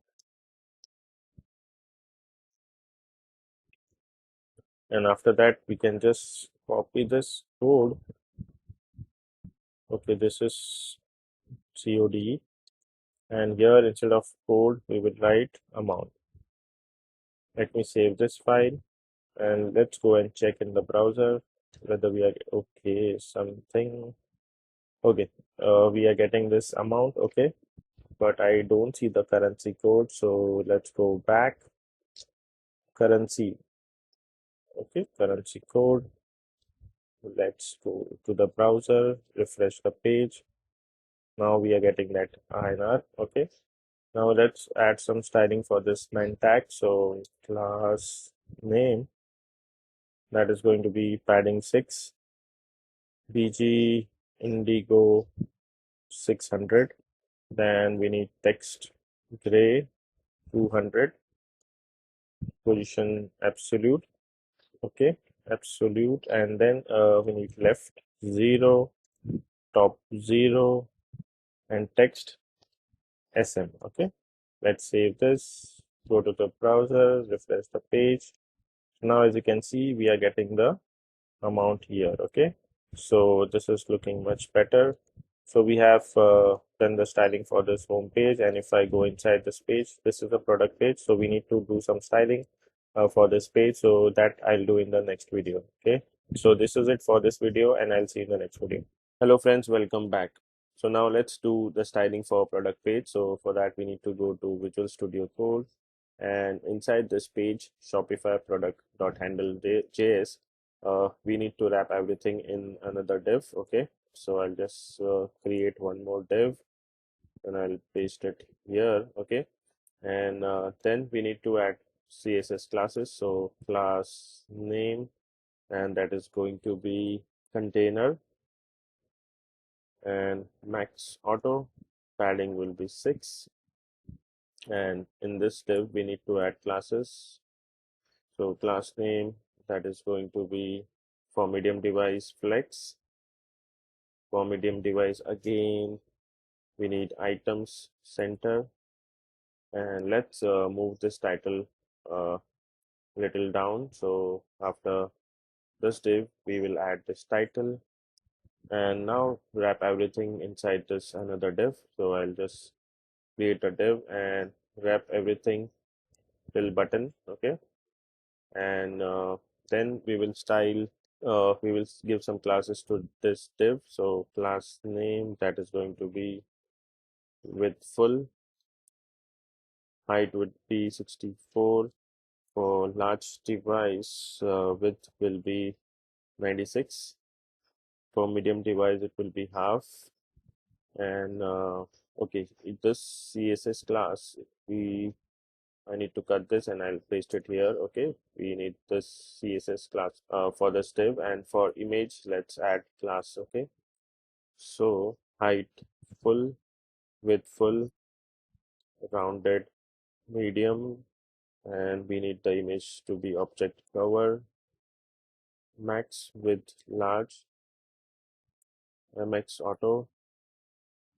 Now let's add the CSS for this div. So class name that is going to be with full, max with large, MX auto, medium margin left would be 8, and for medium device margin top would be 0.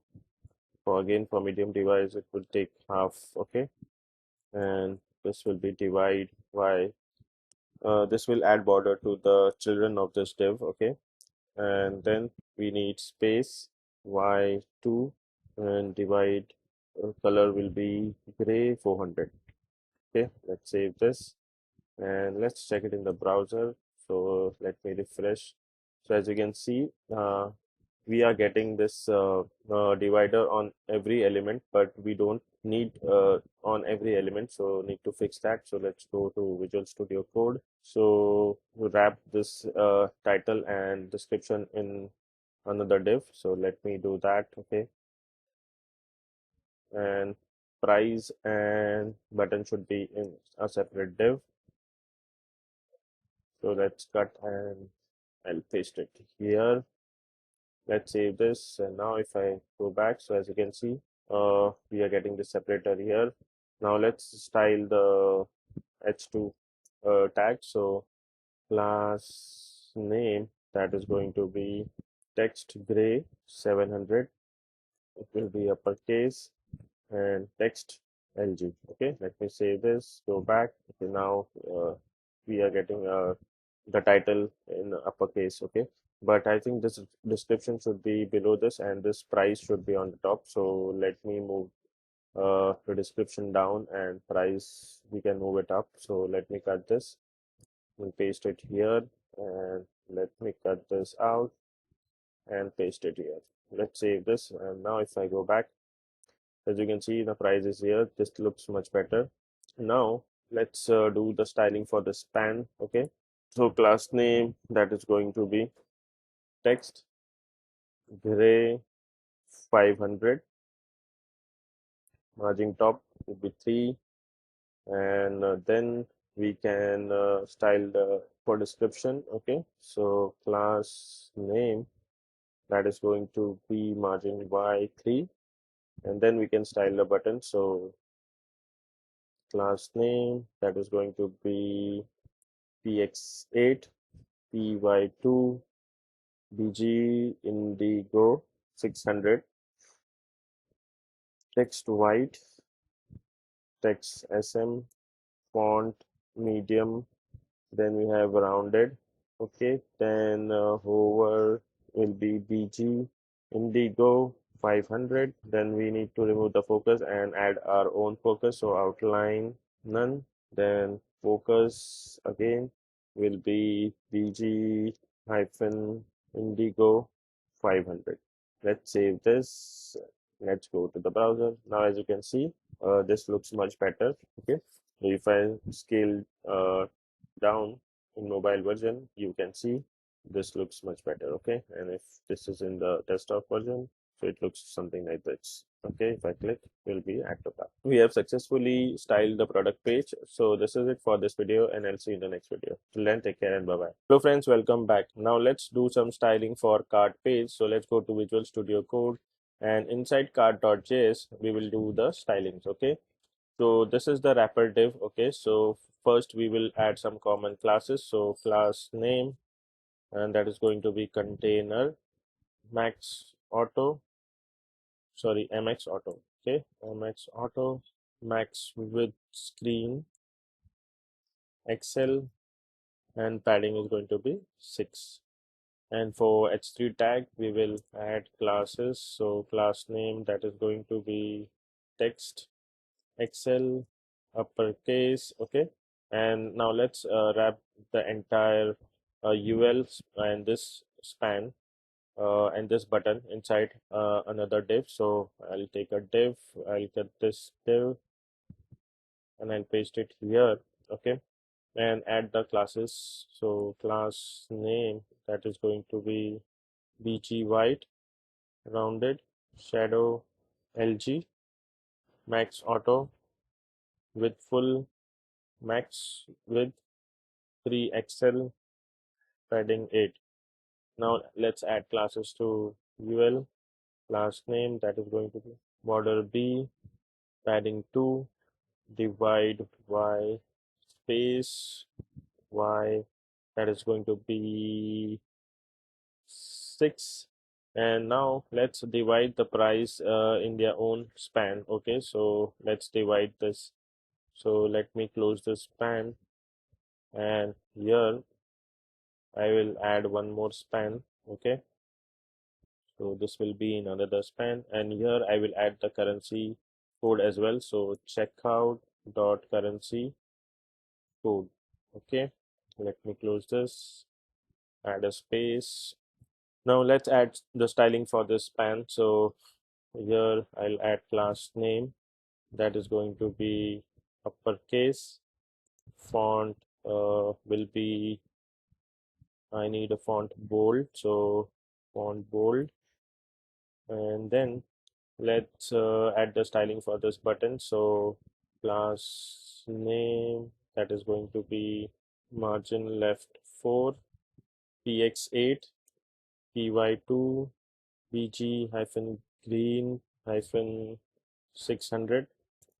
Text will be white, text will be small, font will be medium, rounded, hover, we need hover, bg green 500, and we need focus, so focus will be outline, none, and then focus will be bg green 500. Okay, let me save this.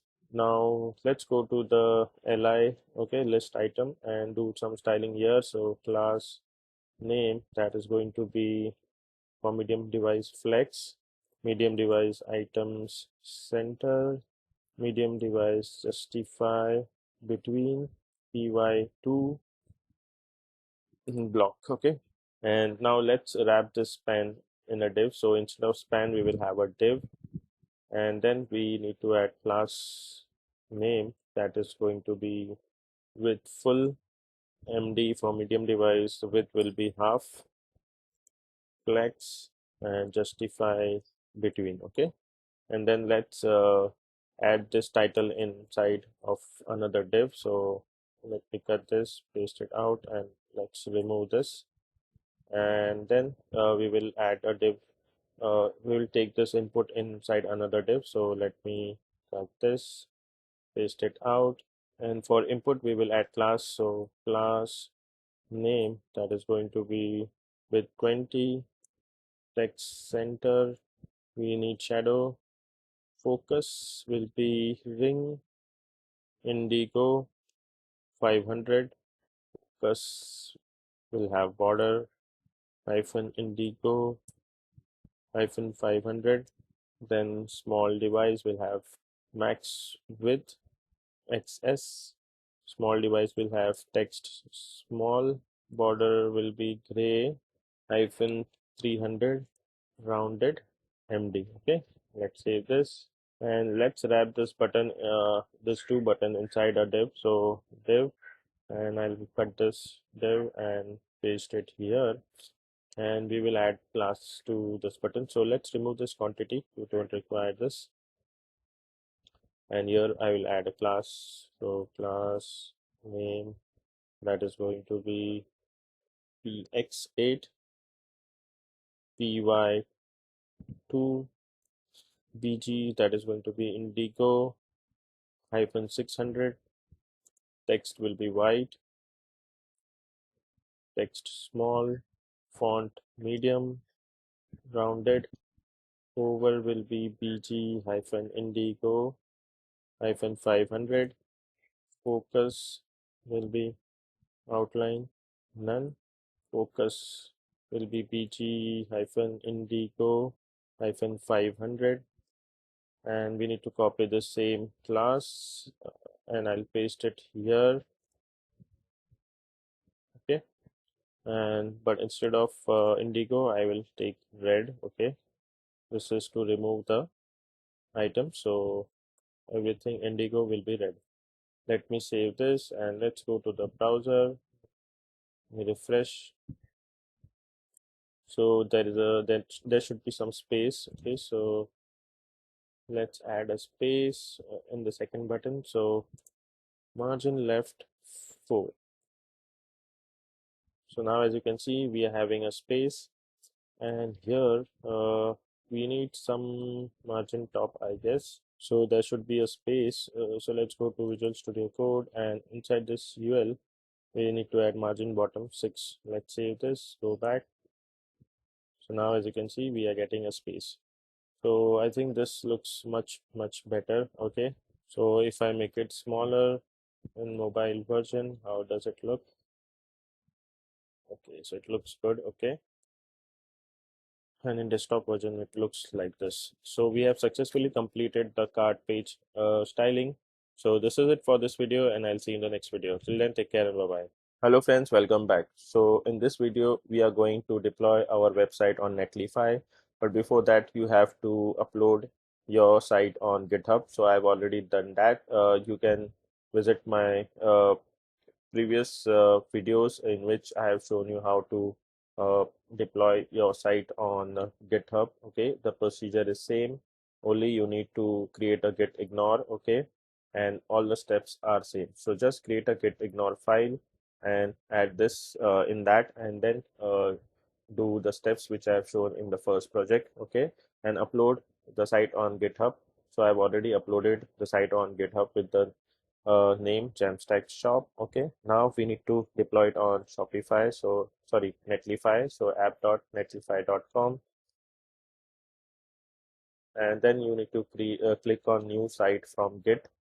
Click on GitHub.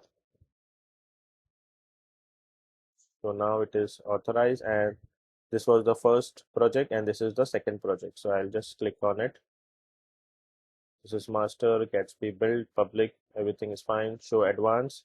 And now we need to create new variables. So for that we need to go to .env file, click copy this, paste it here, copy this token, paste it here, add new variables. Then need to go to development or production, both the same. So let's copy this, paste it here, get the token, paste it here, new variable, copy this URL, paste it here, and then copy this URL and paste it here. Okay, now let's click on deploy site.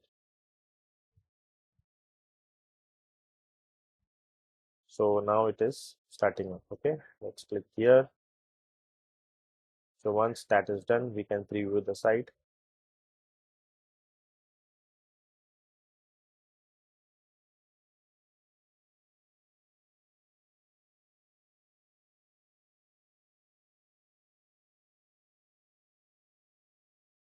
Now the site is live. As you can see, the site is live. So let's click on preview. So now as you can see, this is the home page. If I click on this, we can click on add to cart. Now it is added to cart. If I click here, it is added to cart. Okay, we can update the quantity, update. Okay, even we can remove it. We can go to checkout. So everything is working fine. So I hope you like this video, and this is it for this video, and I'll see you in the next video. Bye bye. Hello friends, welcome back. Now our website is deployed. Let's go to deploy settings, and we need to scroll down, and here we need to click on add build hook, and we need to give a name of this hook. So we will give it as Shopify, and this will be master, and let's click on save. Now we need to use this URL. So let's copy this URL, and now let's go to our Shopify admin. So here we need to go to settings. Okay, let's go to settings, and then we need to select notifications. So we need to search for create webhook. So scroll down. Okay, let's search create webhook. Okay, here it is, create webhook. So let's click on it. And here, the first one we need to select is product creation. So let's search for product creation. So I'll just search for product creation, and then here we need to paste the URL. Okay, and let's save the webhook. Okay, and again we need to create one more. Actually, we need to create two more. So this one is product update. So product, whenever there is a update in the product, we need that. So product update, and one last for product deletion. Okay, so product deletion, and here we need to paste the URL, the same URL. Let's save this. Okay, all the hooks have been created. Now let me close this. Now let's go to the product and let's test it out. So let's click on this me sticker and change some description. So this is awesome me sticker. Okay, so me sticker, and let me save this. Now let's go to Netlify. Let's go to deploy, and as you can see, uh, this hook has been triggered and it is starting up. So now once it is deployed, you can see the changes on the live website. So let it get deployed. So now the website is still getting deployed. Okay, now the site is live. Let's click on preview. So as you can see, this is awesome me sticker. So we have successfully created the webhooks for the changes. So this is it for this video, and this is it for this course. I hope you like both the projects, and I'll see you in some other videos and some other projects. Till then, take care and bye bye.